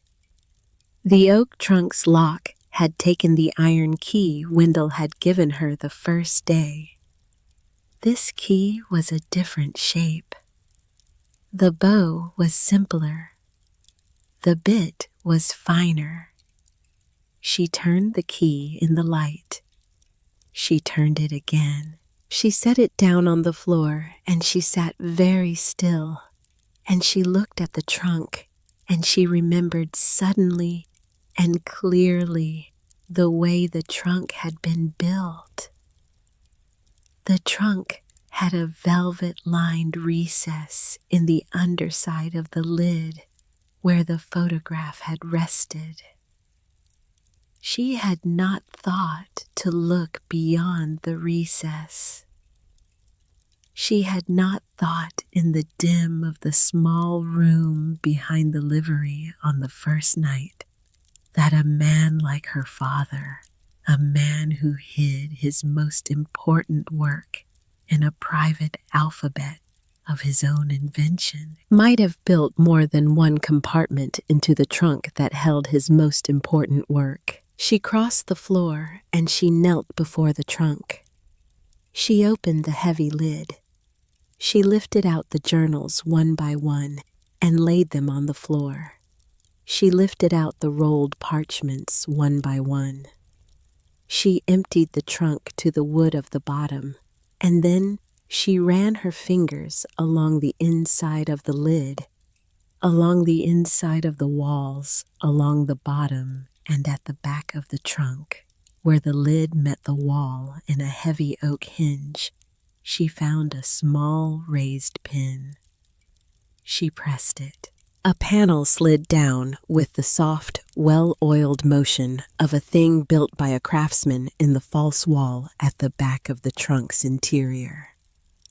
Behind the panel was a long, narrow compartment, no taller than her hand, that ran the length of the trunk. Inside the compartment, in a wash of late afternoon light from the broken roof, lay a small leather satchel and a folded paper bound with a length of black ribbon. She lifted the satchel out first. It was heavy. She loosened the drawstring. Inside were 3 large gold coins, double eagles, and a sheaf of banknotes, amounting, when she counted them later, to $432. More money than she had ever seen at once in her life. Money enough to keep her in the country for a year if she lived carefully. Her father had been planning. He had known. He had set aside what he could. She lifted out the folded paper next. It was a single sheet, folded once sealed, with a small disc of red wax that had been stamped with the impression of her father's signet ring. The wax was unbroken. He had written across the outside fold a single line. "Read this only when you have found the water." She held the sealed paper in her hand for a long moment. Then she set it carefully aside on the floor, and she did not break the seal. Not yet. Her father had asked her one thing. She would honor it. She went back to the pit. She dug for 6 more days. By the morning of the 10th day, she was chest deep in the hole, and the dust she pulled out was no longer dust, but the coarse, damp sand of a deeper country, and the smell that came up at her was the smell of wet stone and old slow time, and a deep cold that had been sleeping under the desert since before there were men in it. Her hands were knotted at the knuckles. Her shoulders had hardened into something different from the shoulders of the woman who had stepped off the stagecoach a month earlier. The skin of her face had darkened to the color of new copper. She did not look in any mirror, but she could feel the change in her. On the morning of the 10th day, her shovel struck stone. It was not the dull thud of metal into clay. It was a sharp, ringing clang, the sound of iron striking sandstone, the sound of a tool meeting the bones of the earth. The handle of the shovel jumped in her hands. She stood very still in the bottom of the pit, and she felt her heart beating against the cotton of her shirt. And then she lowered the shovel, and she knelt down, and she brushed the damp sand aside with her bare hands. A pale curve of stone, smooth and rounded, rose to meet her palm. She brushed away more sand. The stone widened. It was not the edge of a boulder. It was the edge of a slab. A vast, flat slab of pale yellow sandstone running at a slight angle below the floor of the pit, the surface of it scored, when she had cleared a wider patch with the same intricate network of hairline cracks she had seen on the surface that first dawn. The same delicate pattern, the same converging lines. Carved it seemed into the very face of the stone itself, as if the country had inscribed its own diagram of itself onto the lid it had laid down to keep its secrets. She sat back on her heels in the bottom of the pit, and she let the breath come out of her in a long, shaking exhalation. Capstone her father had written in the journals, where the breath of the deep earth surfaces. She had found it. She climbed out of the pit, and she walked on legs that felt strangely light into the cabin. She took down the unfinished wall map that she had pinned back up after smoothing it. She laid it on the floor. She looked at it with new eyes. There, at the point on the map that corresponded to the cairn outside, her father had drawn a small symbol she had not understood before. A circle with a horizontal line through it. The symbol of a sealed source. Beneath it, in his small, precise hand, 3 words she had been reading every day and had not fully understood until this moment. Where the river sleeps. She sat on the cabin floor, and she lowered her face into her hands, and she did not cry, because she had used up her crying weeks ago in a small rented room above a milliner's shop in Pennsylvania. But she sat for a long time with her face in her hands while the afternoon light moved across the floor, and Penny shifted her weight in the corner on her bandaged leg, and a slow, great peace settled over her that she had not felt in a long time. The next 2 days she gave to the work of leverage. She knew she could not lift the capstone alone. The stone was the size of a kitchen table, perhaps larger. It weighed, by her best guess, somewhere between 500 and 1,000 pounds. But she did not need to lift it. She only needed to move it. She found in the lean-to behind the cabin a long iron pry bar that her father had used for working rocks out of harder soil. She found a coil of heavy hemp rope. She found 2 short lengths of seasoned cottonwood that her father had cut for some purpose she would never know. She set the cottonwood in place as a fulcrum at the edge of the slab, and she wedged the iron pry bar into a fissure at the edge of the stone, and on the morning of the 12th day, with the pry bar set and the rope rigged, she put her whole weight against the lever. Nothing. She tried again. She set her boots against the wall of the pit, and she leaned her whole body backward against the bar, and her arms shook, and her back screamed, and her vision dimmed at the edges. Nothing. The stone held. The country held its secret with the patience of 10,000 years. She rested. She drank a long draught of water from her last barrel. She thought of her father. She thought of his patience, the patience that had let him spend years drawing maps no one had asked him to draw. The patience that had let him sit at a table while his daughter slammed a door and walked out of the cabin and out of his life. The patience that had let him keep silent before Beaumont Drexler for years, hiding his great discovery, knowing what he had found, and refusing to share it, refusing to sell it, refusing to give up. She thought of patience. She set the pry bar a little differently. She moved the cottonwood fulcrum half an inch closer to the slab.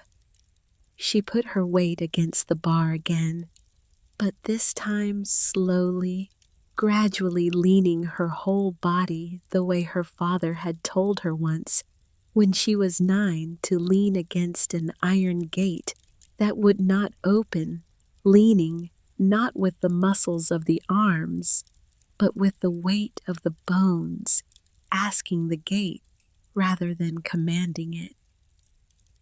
The stone shifted.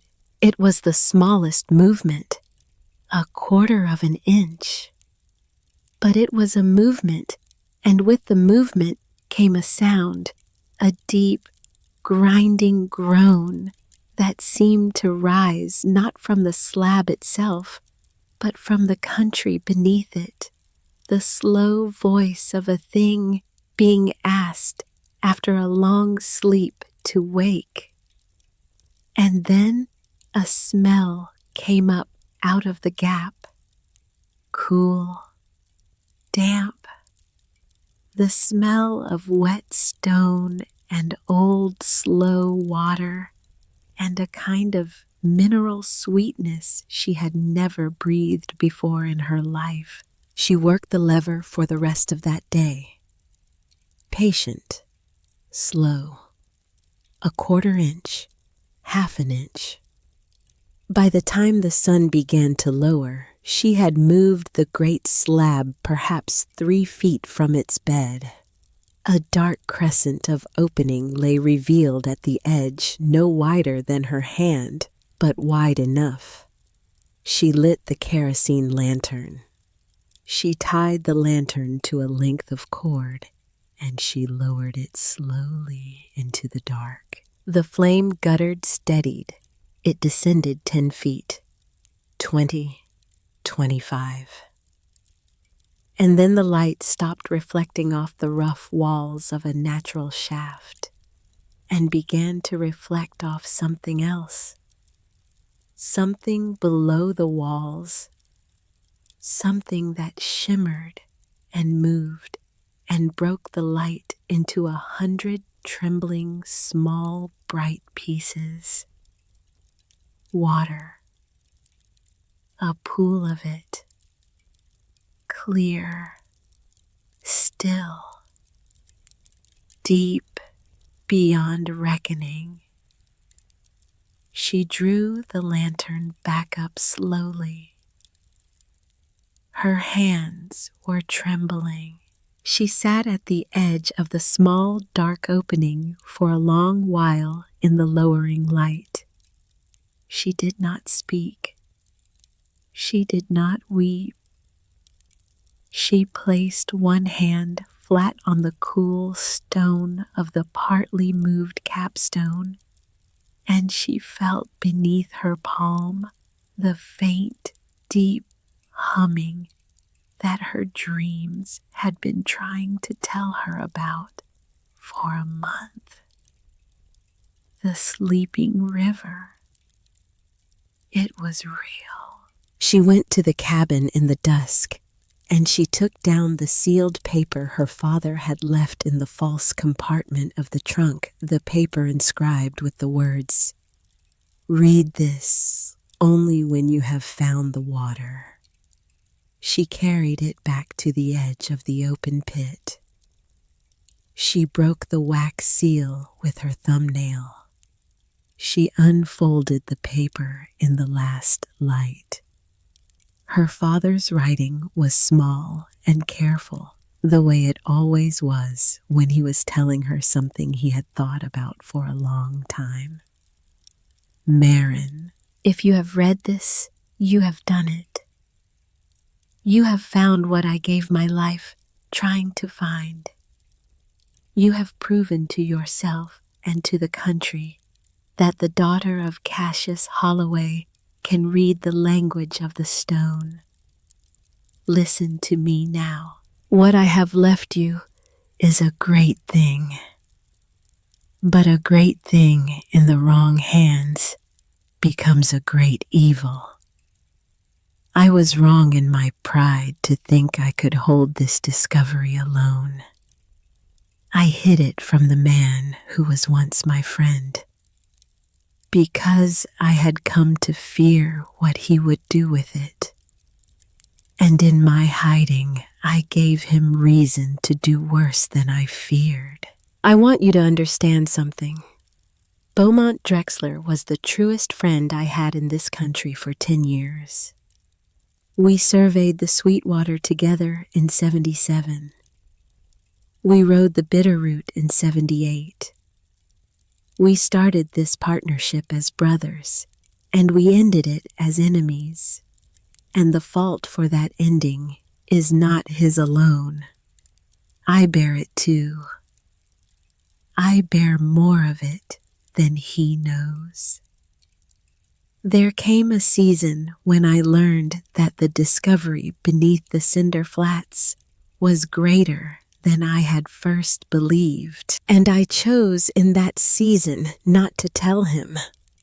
I chose to file alone. I chose to keep the river for myself and for you, and for the small private kingdom I thought I could build with it. That choice was not the choice of a friend. It was the choice of a frightened man. I made it. I have lived to regret it. If you read this, Marin, you will be tempted to do what I did. You will be tempted to hold the river close. You will have reasons. The man who has wronged us will offer you reasons. Your own grief will offer you reasons. Do not listen to those reasons. The river is not a possession. The river is a trust. Do not hold it alone. Do not let it fall to the railroads, or to any one man, or to any one family. Find a way to give it to the valley. Find a way to give it to the small ranchers and the small farmers who will need it after you and I are gone. The country will be better for that than for any deed you could hold in your own name. I have loved you, Marin, more than I knew how to say. I learned to listen to the stone because I could not learn to listen to my own daughter. Forgive me if you can. Listen to the country I have left you. Listen the way I tried to teach you, your father. She folded the paper. She sat for a long time at the edge of the dark opening with the cooling earth beneath her and the cooling sky above her, and the lantern beside her cast a small, steady ring of yellow light that did not reach to the place where the sleeping river lay. She thought of the burned cabin behind her, and of Penny's bandaged leg, and of the knife driven into the wall, and of the note that read, "Sell or go." She thought of Beaumont Drexler. She thought of the brother he had been to her father in a younger country 12 years ago, when men still smiled together for cameras on the tops of mountains. She thought of what her father had asked of her. She rose. She walked back to the cabin. She set the folded letter inside the trunk in the false compartment beneath the second panel her father had built for her. She closed the trunk. She washed her face in the last clean water from the barrel. Outside in the great silence of the country, she could hear very faintly on the wind that had come up from the east the sound of hoofbeats. Several horses, coming hard. She stepped to the cabin door and looked out into the gathering dark. 4 riders, moving fast. Less than a mile out across the flats, dark shapes against the last red of the western horizon coming at a gallop. She turned back into the cabin. She crossed to the corner where her father had hung his old shotgun on 2 iron pegs, the shotgun she had taken down and cleaned and oiled 3 nights ago when she had not been certain why. She lifted it down. She broke it open. She fed 2 shells into the chambers from the small box on the mantel. She snapped the breech closed. She walked back to the door. She stepped out onto the porch in the last light with the shotgun in her hands and the sleeping river behind her in the open ground. And she stood there, waiting for the 4 riders to come. They came in fast across the last red light of the western sky, and the dust they raised rose behind them in a long, pale plume that the lowering sun turned the color of dried blood. 4 riders. She counted them as they came. She watched the shapes of them resolve out of the gathering dark. The long coats, the wide hats, the rifles laid across the saddle bows. The easy, practiced way they sat their horses. These were not men who had come to argue. She stepped off the porch. She did not stand in the cabin doorway. The doorway was a frame, and a frame made a target. She had read that in a book once in the small library above her father's workshop, in a book about the Indian Wars that she had not understood at the time and that she understood now. She moved instead to the corner of the cabin where the burned timbers of the south wall met the unburned timbers of the east. The riders pulled up at the edge of her father's land, 40 yards out. They sat their horses in a loose half circle. The man at the center, a little forward of the others, swung down from his saddle and dropped the reins. His horse stood. The man took 2 steps toward the cabin. He was a tall man. He moved with the looseness of a man who had been in many such moments and had not yet found one he could not walk out of. The light was failing fast, but she could see the shape of him. A long duster, the color of old whiskey. A flat-brimmed hat pulled low. A revolver on his right hip, and a rifle in his left hand held loose, the barrel pointing down. "Miss Holloway." His voice carried clean across the flats. It was a calm voice. It was almost gentle. "My name is Thaddeus Renner. I work for Mr. Drexler. I have come out here this evening to do you the courtesy of explaining to you what is going to happen now." She did not answer. "Mr. Drexler is a patient man," Renner said. "He has been patient with your father for many years.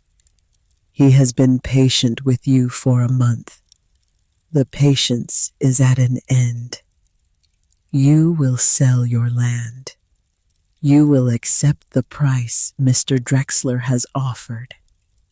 You will leave this country tonight or tomorrow at the latest, and you will not come back.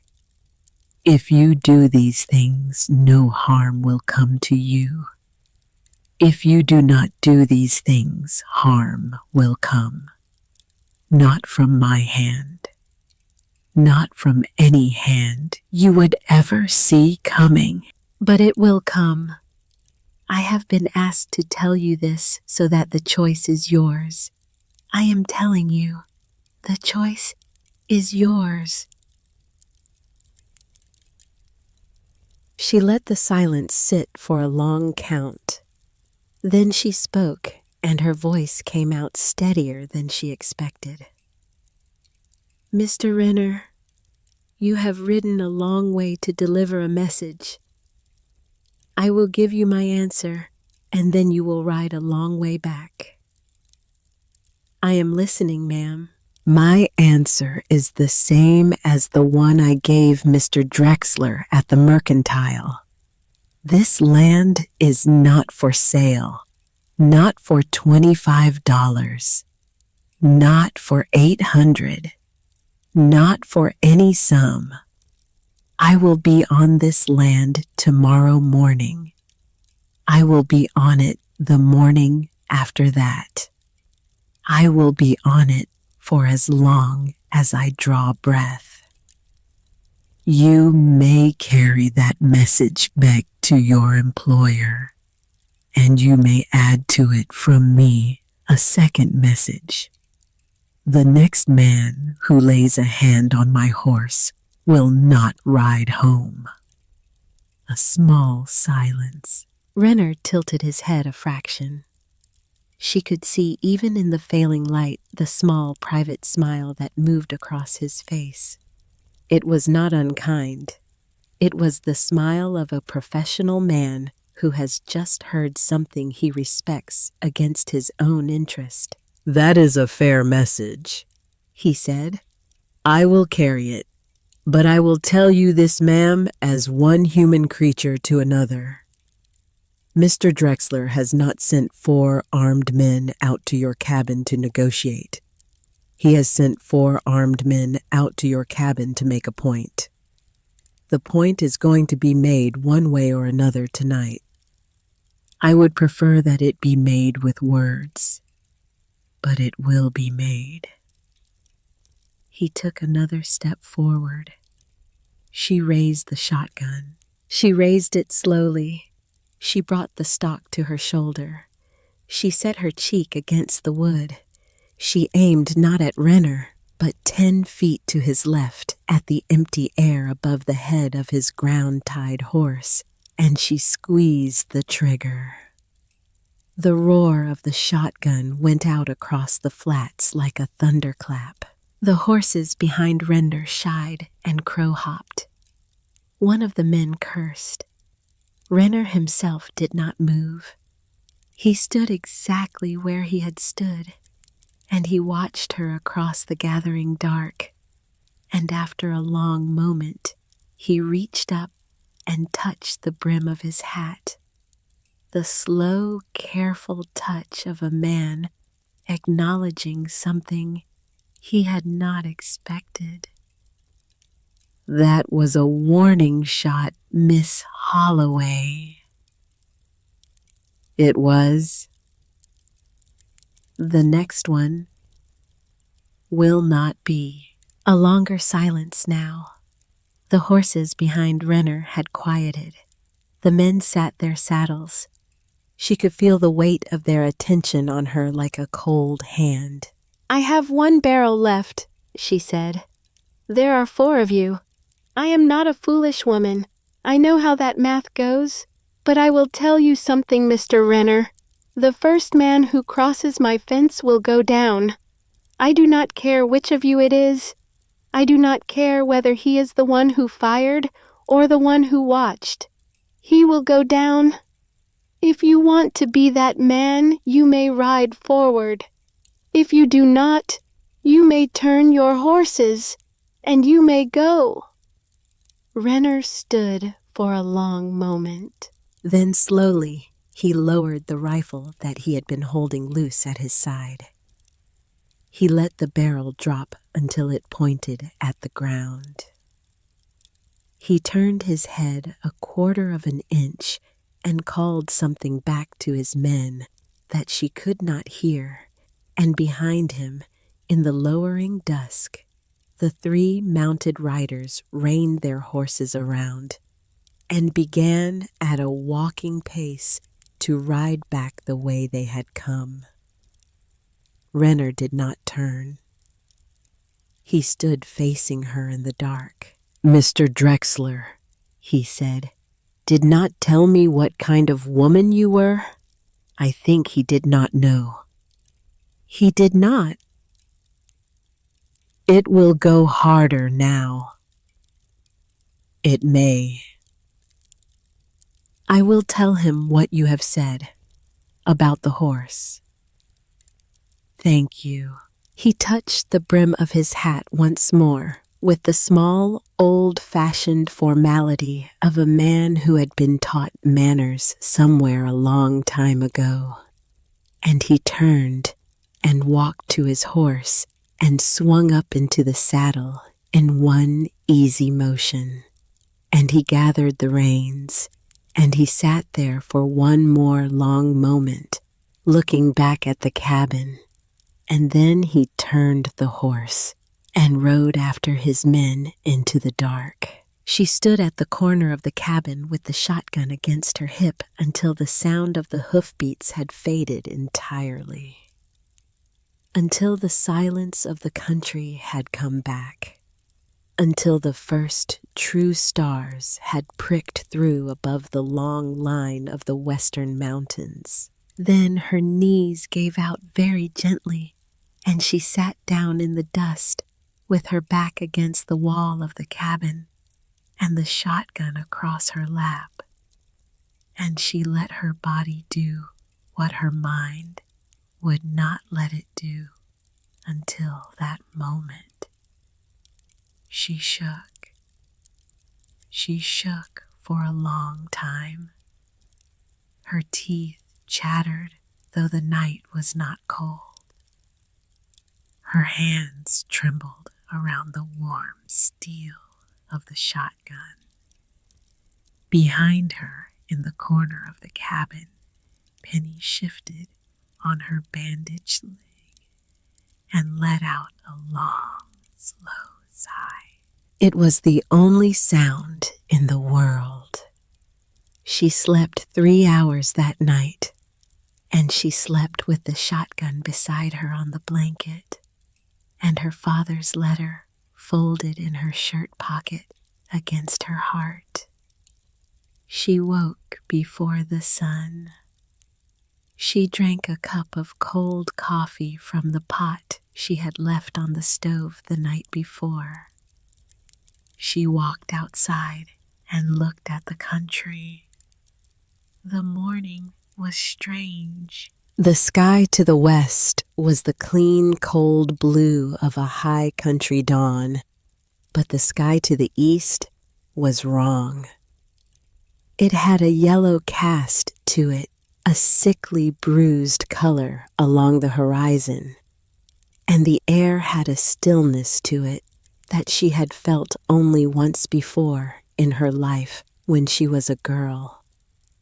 And her father had taken her by the shoulder and walked her quickly into the house and barred the door. She knew this air. A duster was coming. A bad one. She did not waste a minute. She moved with the speed of a woman who had grown up in country that punished slowness. She brought Penny fully into the cabin and tied her loose in the corner. She put fresh hay before her. She brought in the 2 empty water barrels and set them inside against the inner wall.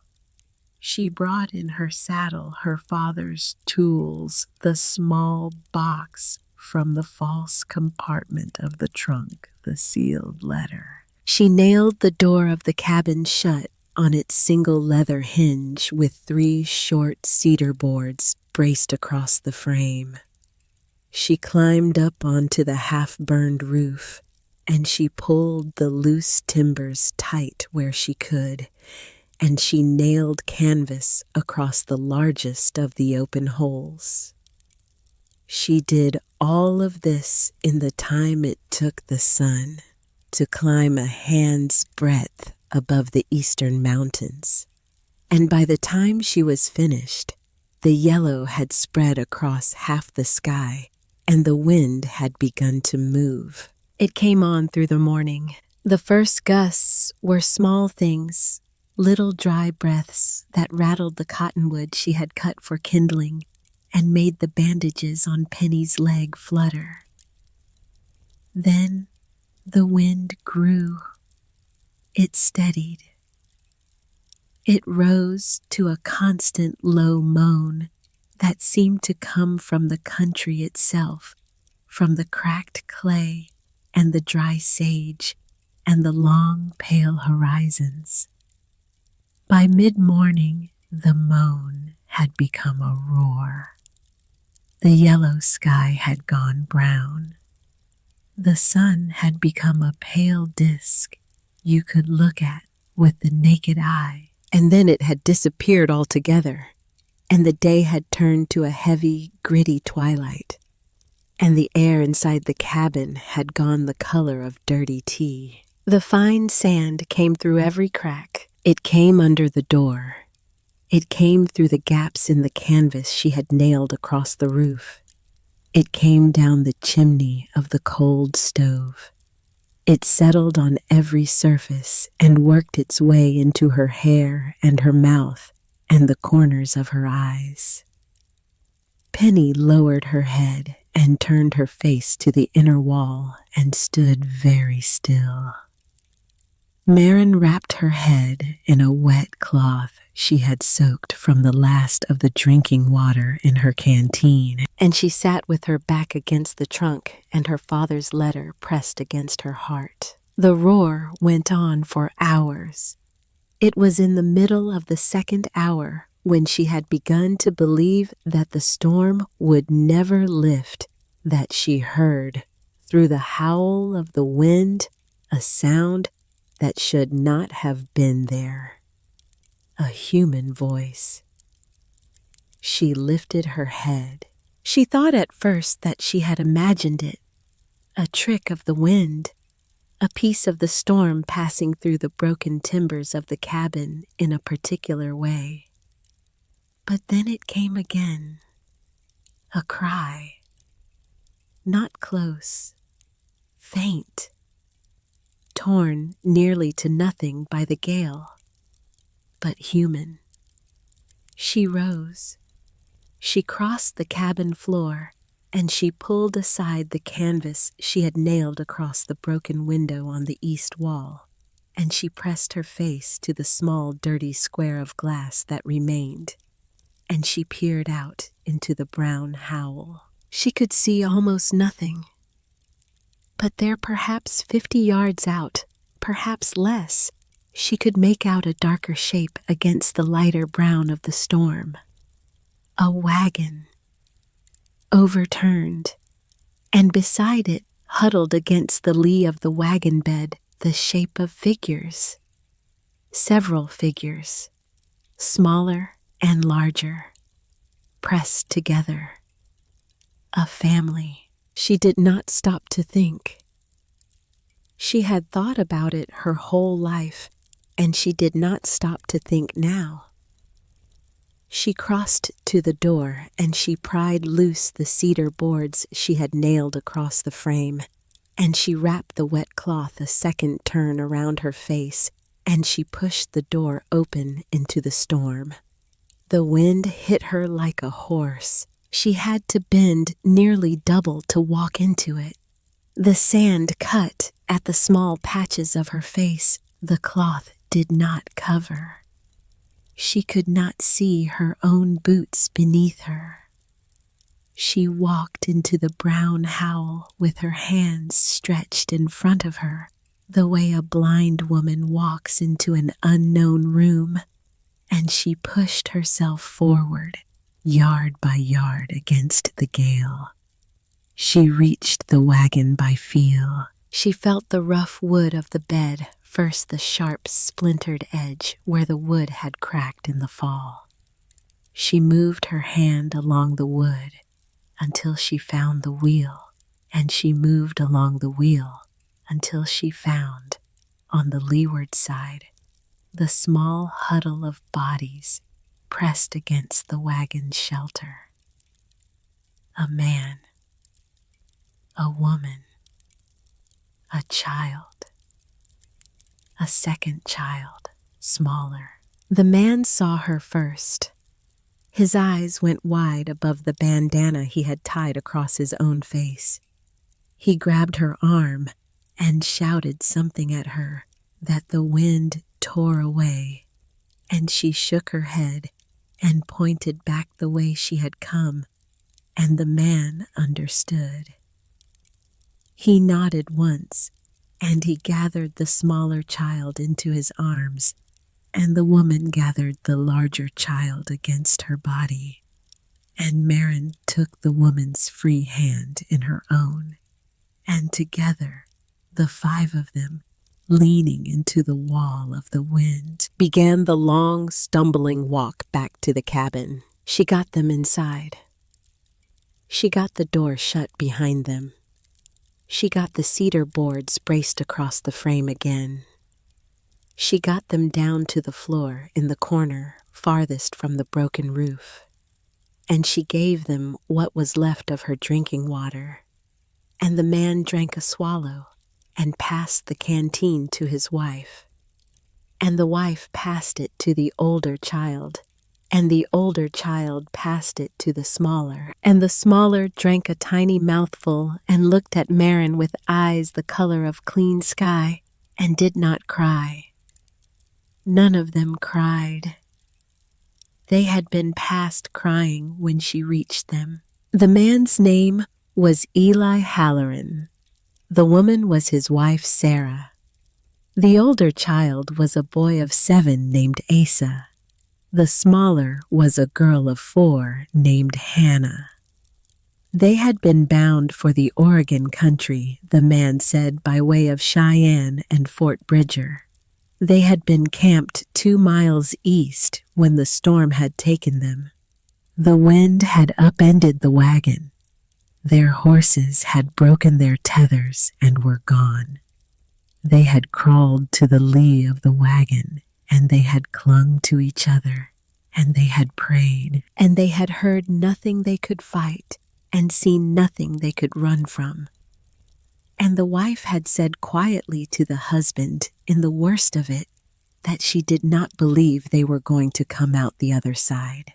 Marin listened. She nodded. She did not say much. When the man asked her, his voice rough with sand, if there was any water left, she looked at him and at the empty canteen on the floor between them. She rose.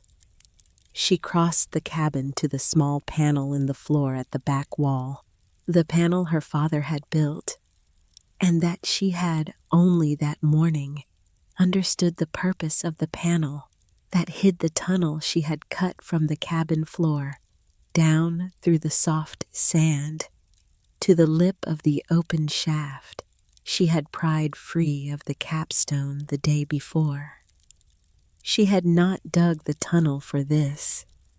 She had dug it because she had not wanted, after Renner had ridden away, to step outside the cabin in the dark to draw water. She had dug it because she did not know when the next 4 riders would come. She had dug it because her father had taught her with the patience of a stone that the best defense in this country was preparation. She lowered a bucket on a length of rope down into the dark. She drew it back up full. She brought it to the corner where the Halloran family huddled, and she lifted the canteen, and she filled it slowly, and she held it out to Eli Halloran without speaking. He took it. He drank. His eyes closed. He passed the canteen to his wife, and his wife drank, and her eyes closed, and the canteen passed to the boy and to the girl. And all four of them drank, and none of them said anything for a long while. And when Eli Halloran opened his eyes again, he looked at Marin in the dim brown light of the storm-darkened cabin, and his voice, when it came, was thick and broken. "What is this water, ma'am?" "It is the water under my land, Mr. Halloran."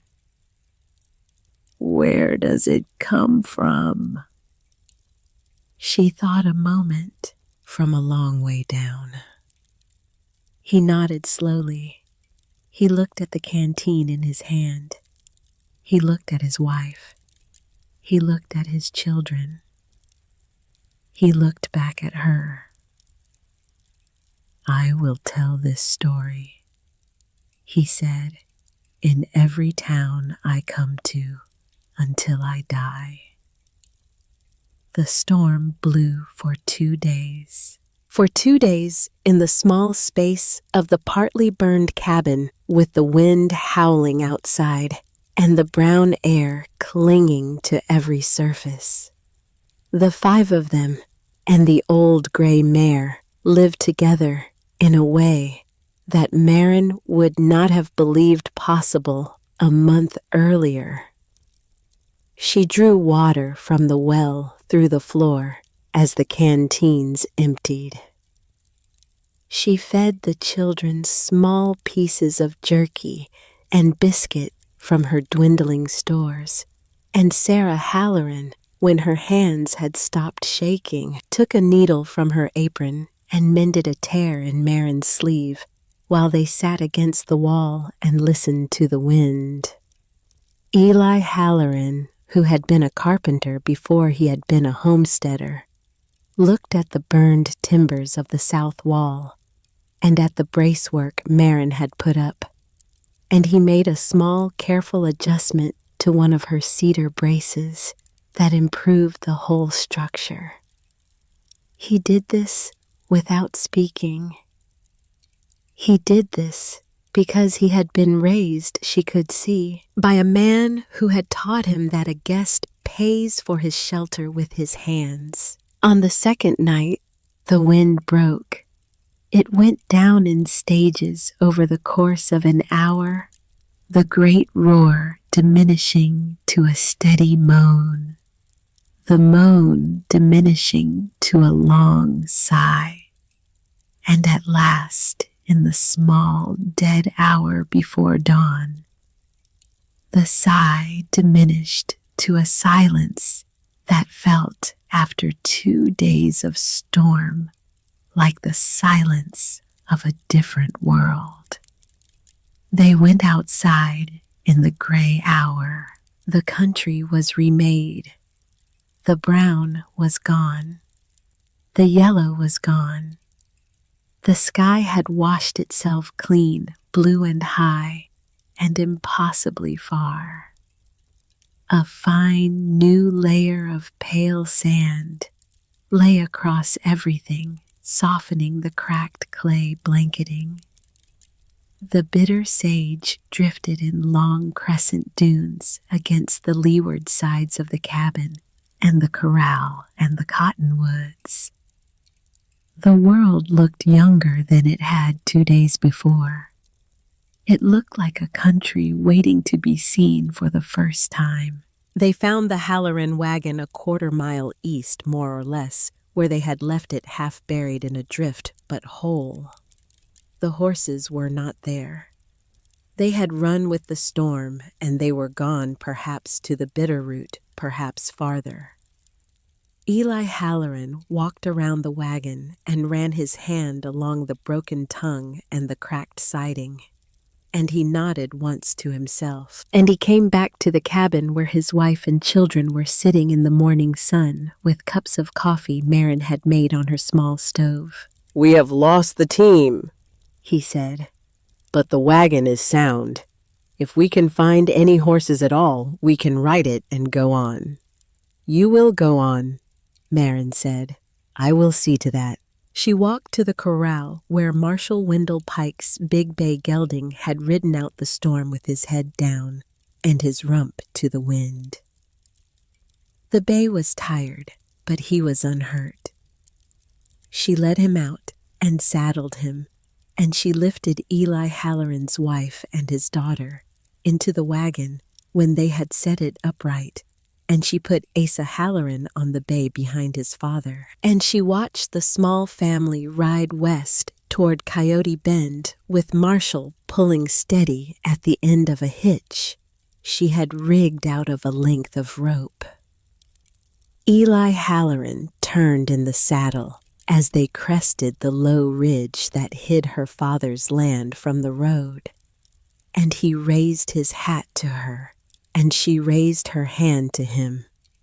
And then they were gone into the new country the storm had made. She walked back to the cabin alone. She did not know it yet, but the story Eli Halloran had promised to tell was already on its way to Coyote Bend ahead of him. Word travels in country like this the way smoke travels.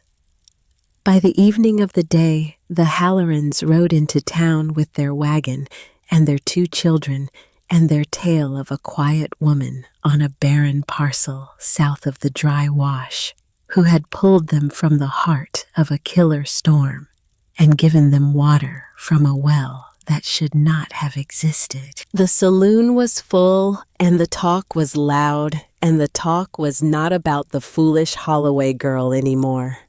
The talk was about a well. The talk was about water clear and cold and sweet as anything a man had ever drunk drawn up from beneath the cinder flats. The talk was about a young woman who had aimed a shotgun at 4 armed riders and held her ground. Beaumont Drexler heard the talk in the back room of the saloon where he had been sitting with a glass of brandy and a cigar and the late edition of the Cheyenne paper. He set down the brandy. He set down the cigar. He folded the paper. He rode out the next morning alone. He came without a coat. He came without a rifle. He came without Thaddeus Renner or any of his men. He came on the black stallion, but he rode at a walk, not at a gallop, the easy, slow walk of a man who has decided that whatever is going to happen between him and the woman at the end of the road will not be helped by speed. She saw him coming from a long way off.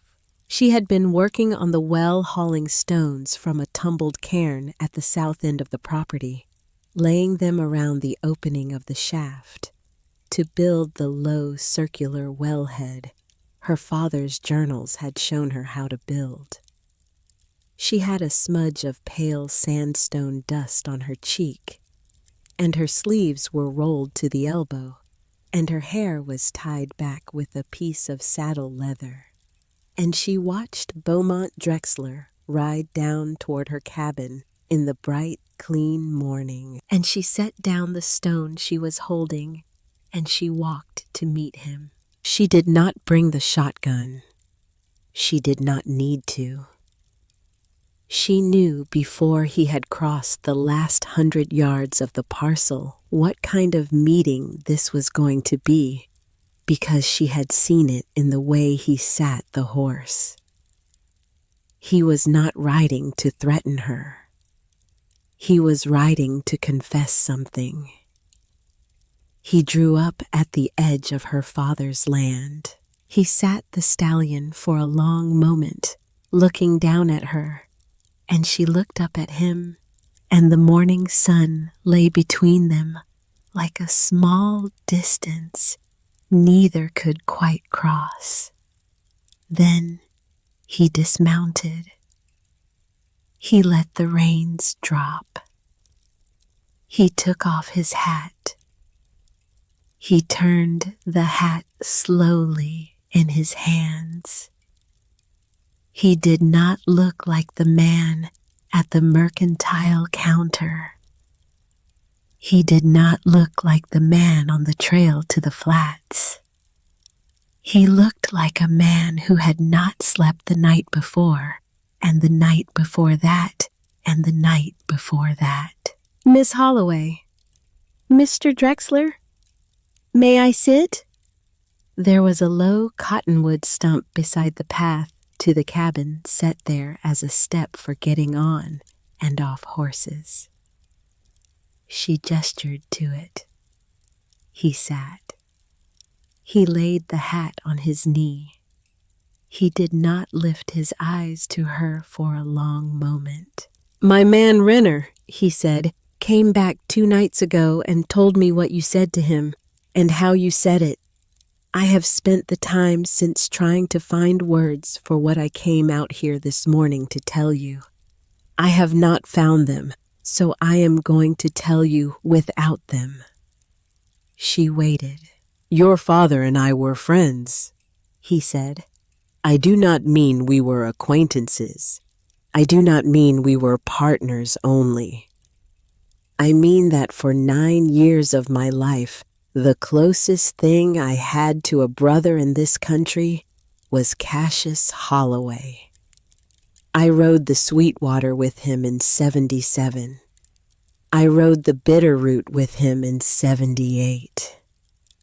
I sat at his table on Christmas Day in 79 and ate the venison stew his wife had cooked and held his daughter, who was a small, dark-haired girl of 3. Then, on my knee. You will not remember that. There is no reason you should. But I remember it. I have remembered it every day for 16 years. His voice was steady, but it had something in it she had not heard before. A tightness, a small frayed edge. In 86, he said, I made a series of investments in cattle. The investments went badly. I was leveraged to the limit of my holdings. By the autumn of 88, the bank at Cheyenne was preparing papers to take my ranch from me. I went to your father in the November of that year, and I told him my situation. I asked him, as my partner of long standing, as the man who had stood beside me at my own wedding, to share with me the great discovery I knew he had made beneath the cinder flats. I did not know its full extent. I knew only that he had found something because I had watched him spend 2 years drawing the maps. I asked him to share. He refused. He said the discovery was not yet ready to be shared. He said he needed more time.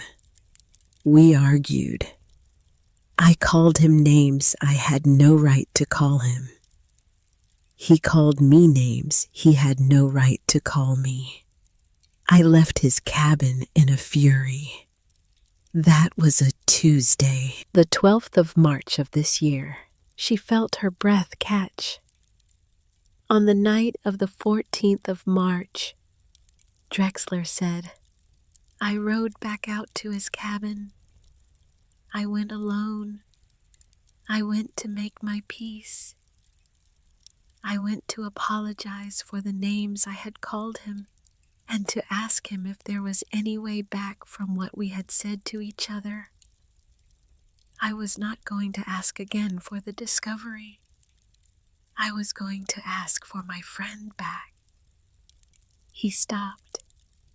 He turned the hat slowly in his hands. He was not at the cabin when I arrived. There was a light burning. There was a pot of stew on the stove. There was an open journal on his work table.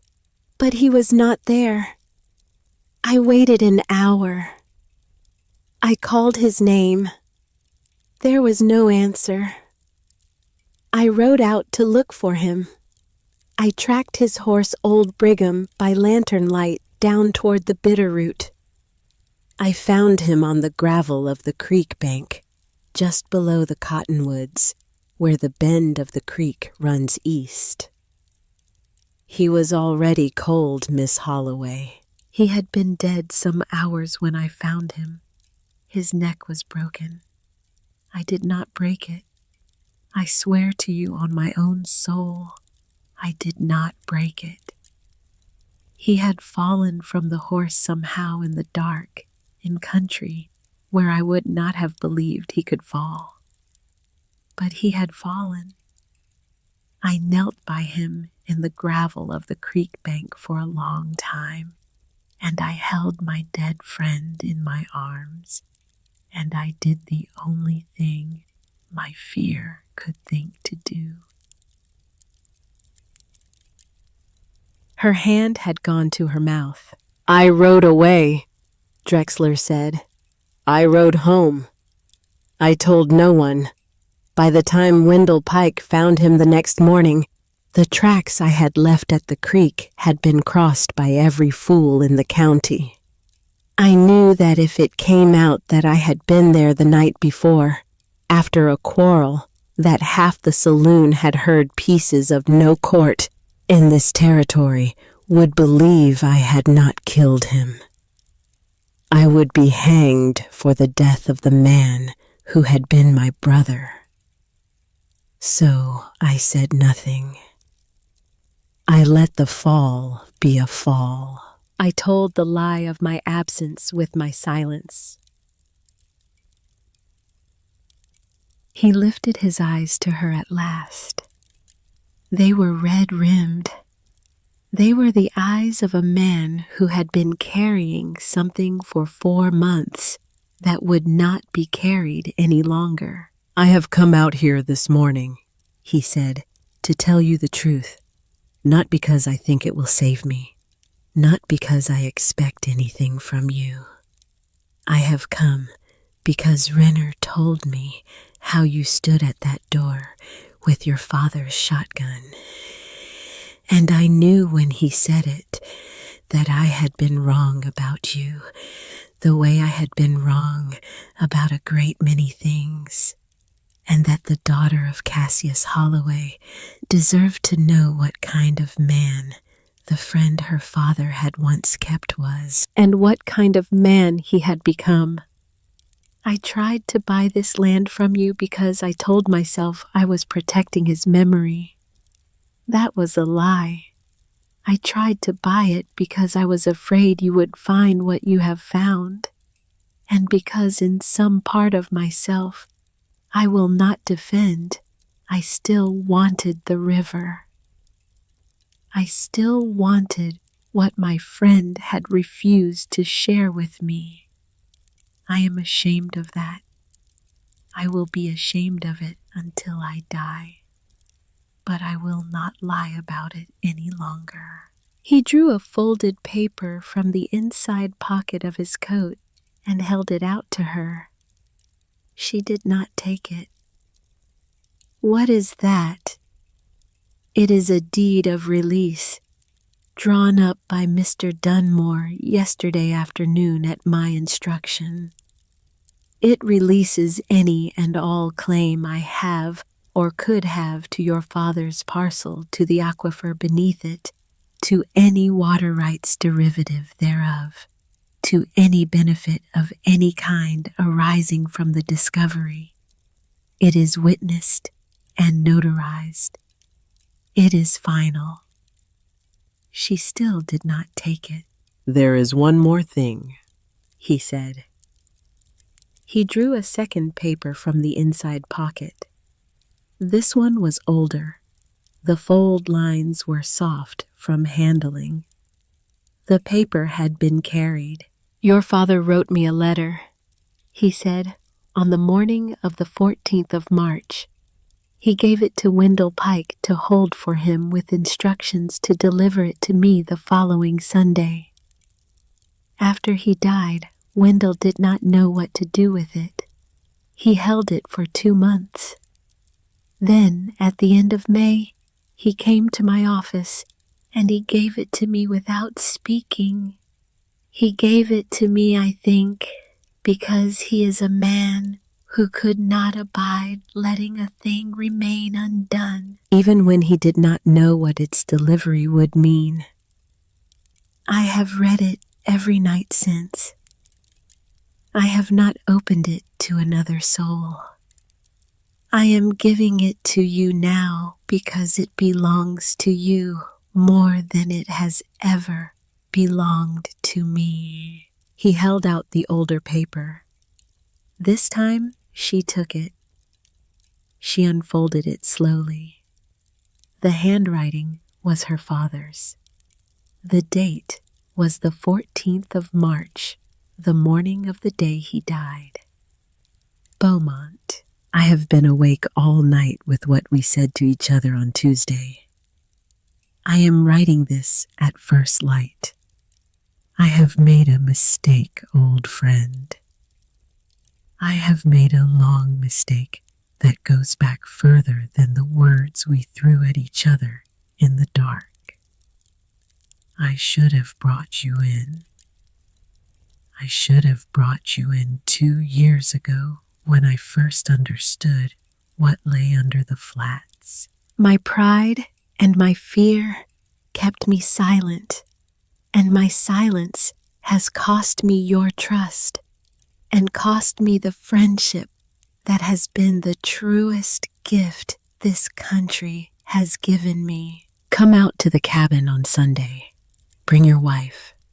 Bring your boys. We will eat together as we used to, and we will sit down at the table after you and we will talk about how to share what I have found. Not how to divide it, how to share it. The discovery is too great for one man, and it is too great for two. But you and I together might find a way to give it back to the valley that it ought to belong to. That is what I should have proposed in November. That is what I will propose on Sunday. I am sorry, Beaumont. I am sorry for every word. Your brother in everything but blood. Cassius. The paper trembled in her hands. She did not cry. She had become, over the long weeks at the cabin, a woman who did not cry easily. But she stood in the bright, clean morning sun, with her father's last letter in one hand and Beaumont Drexler's deed of release in the other.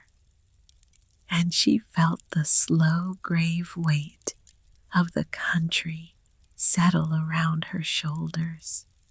And she understood finally and completely what her father had meant when he wrote that the river was a trust and not a possession. She understood what he had been trying to do. She understood that he had died trying to do it. She understood that the man sitting on the cottonwood stump in front of her, the man she had been ready to hate for the rest of her life, had been carrying for 4 months a grief identical in shape to her own. She folded her father's letter once. She folded it again. She lowered herself slowly until she was sitting in the dust at the side of the path, and she sat across from Beaumont Drexler in the bright, clean morning, and the old gray mare lifted her head in the cabin doorway and watched them, and for a long while neither of them spoke. When she did speak, her voice was steady. "Mr. Drexler." "Yes, Miss Holloway. My father asked me in a letter of his own to give the river to the valley, to find a way that no one man and no one family would hold it. I do not know yet how to do that. I do not know enough about the law, and I do not know enough about the country. But I am going to try. And I am going to need help. I am going to need a man who knows the ranchers from the dry wash to the bitter root. A man who can ride out and sit at their tables and talk to them in their own language. A man who has the standing in this country to make them listen." Drexler did not lift his eyes. "I am that man," he said quietly, "if you will have me. My father said you were a brother to him in everything but blood. He did me an honor I did not deserve." "You will deserve it," she said, "if you do this work with me, not for him, not for me, for the country." He raised his eyes then. The morning sun caught them, and they were not the pale blue glacial eyes she had seen at the mercantile counter. They were the eyes of a man who had been given a second chance he had not expected and did not yet know how to receive. "I will do the work," he said. She held out her hand to him across the small distance. He looked at the hand for a long moment. Then he reached across and took it. His grip was firm. His hand was warm. They held the grip for a count of 3. Then she released him, and she rose, and she walked back to the unfinished wellhead, and Beaumont Drexler sat for a long time on the cottonwood stump in the morning sun, and at last he put on his hat, and he stood, and he walked to the stallion, and he mounted, and he rode back to Coyote Bend at a walk with the deed of release still folded in his hand, because she had not in the end taken it from him. She had not needed to. 6 months later, on a morning in the early spring of 1890, with the cottonwoods along the Bitterroot just beginning to show the green of new leaves, a young couple in a small wagon turned off the main road south of Coyote Bend and followed a track that had not been there a year before, a track worn smooth by many wagons leading southwest through the broken country toward the place that had once been called the Cinder Flats. They came over a low ridge, and they saw it. A small cabin repaired and whitened with a new shingle roof and a porch wide enough for 2 chairs. Behind the cabin, a corral. In the corral, a gray mare grazing on the new spring grass. Beside the cabin, a low circular wellhead of pale sandstone with a small wooden cover.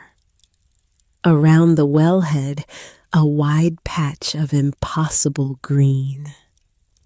A vegetable garden, the first shoots of peas and beans pushing through dark, turned earth. A row of cottonwood saplings planted in a line, just beginning to put out the small, soft leaves of their first season. The land was not the Cinder Flats anymore. There was a hand-painted sign beside the track. It read, "Holloway Spring." The young husband reined in. The young wife, who had a baby on her lap, lifted her hand and pointed. A woman was sitting on the porch of the cabin in a plain, dark dress, with a piece of harness leather across her knees and a needle and an awl in her hands, mending a strap with the slow, practiced motion of a person who had been mending harness for a long time. She looked up when she heard the wagon. She set the leather aside and rose and came down the porch steps to meet them. "Ma'am," the young husband said, twisting the brim of his hat in his hands. "Pardon us. We have been 3 days on the road from Cheyenne. We heard tell at the last town of a place south of Coyote Bend where a body could fill a barrel and trade fair for it. Would this be the place?" The woman smiled. She looked past him at the wife and at the baby and at the country stretching out behind them in the long, pale folds it had stretched in for 10,000 years. And she remembered in a small, private way the morning she had first ridden up over that same ridge with an old gray mare and a wagon and a trunk full of maps she had not yet learned to read. "This is the place," she said, and her voice was quiet and clear and carried the weight of all she had learned. "My father did not leave me land, sir. He taught me how to listen for it. Come on down. We will draw you water." She walked with the young man to the well, and she lifted the cover, and she lowered the bucket, and the bucket came up brimming with water, so cold and clear that the morning light passed through it and broke into small, bright pieces against the inside of the pale sandstone. Behind her on the porch, the old gray mare lifted her head from the spring grass. Beyond the cabin, the country opened out under a sky that had been washed by the rains of winter and the first green of spring. Somewhere east of the Bitterroot, a small herd of cattle moved slow across a hillside that had been bone dry a year before, and now ran with the small, clear water of a dozen new irrigation ditches that ran out from a common ditch that ran out from the well at her feet. The valley was alive. The valley was alive in a way no man living had ever seen it. And on a long covered porch in town 3 days a week, a tall man in a gray wool coat sat with a ledger on his knees and met with the small ranchers and the small farmers who had come in for their share of the season's water, and he wrote down what each man took and what each man owed in return, not in gold, but in labor and in promise. And he signed his name to each entry, Beaumont Drexler, trustee. He had ridden every fence line from the dry wash to the Bitterroot in the autumn. He had sat at every table. He had spoken to every man. He had built alongside the woman whose father he had buried with his silence the small, careful system of trust that was now running cold, clear water out into the country. The young man took the bucket from the woman's hands. He drank. His eyes closed. When he opened them again, they were wet at the corners, and he could not for a moment find his voice. "Ma'am," he said, "what do I owe you for this?" She smiled again. "You owe me nothing," she said. "You owe the valley what you can give it. There is a man in Coyote Bend named Drexler who will tell you what that is. Go and see him when you have rested. He will treat you fair." She helped him fill the small barrel in his wagon. She lifted a tin cup of water to the young wife on the wagon seat, and the wife drank and passed the cup to her child, and the child drank with the slow, grave concentration of a small creature being given a gift it could not yet name. The husband climbed back onto the wagon. He took up the reins. He looked down at the woman in the dark dress at the side of the road. "What is your name, ma'am?" "Holloway. Marin Holloway." "I will tell my children your name, Miss Holloway, when they are old enough to understand." "You tell them," she said, "that the land had a voice, and that there was a man named Cassius who taught his daughter how to listen for it. That is the story. The rest is only weather." He nodded slowly. He touched the brim of his hat. He clucked his tongue at his team, and the wagon moved on north and west toward the town, where a tall, gray-coated man waited with his ledger, and the young husband and wife and child crested the low ridge above Holloway Spring, and the wagon dropped out of sight. Marin stood for a long while in the road. She watched the dust of the wagon settle behind the ridge. She turned and walked back up the path to the cabin. She climbed the porch steps and sat down in the chair and took up the harness leather and the needle and the awl, and she began again the slow, careful mending. The morning sun moved across her shoulders. The old gray mare grazed on the spring grass behind the corral fence.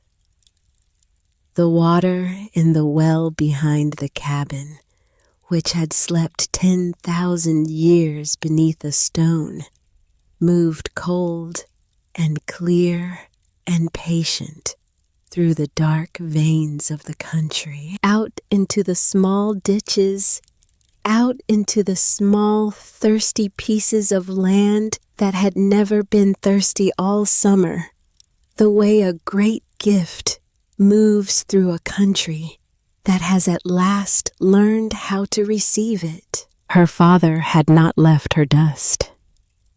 He had left her a language. And in the long, bright morning of the spring of 1890, in the valley that would soon stop calling itself by the name of a creek and start calling itself by the name of a spring, Marin Holloway sat on her porch with a piece of leather in her lap, fluent at last.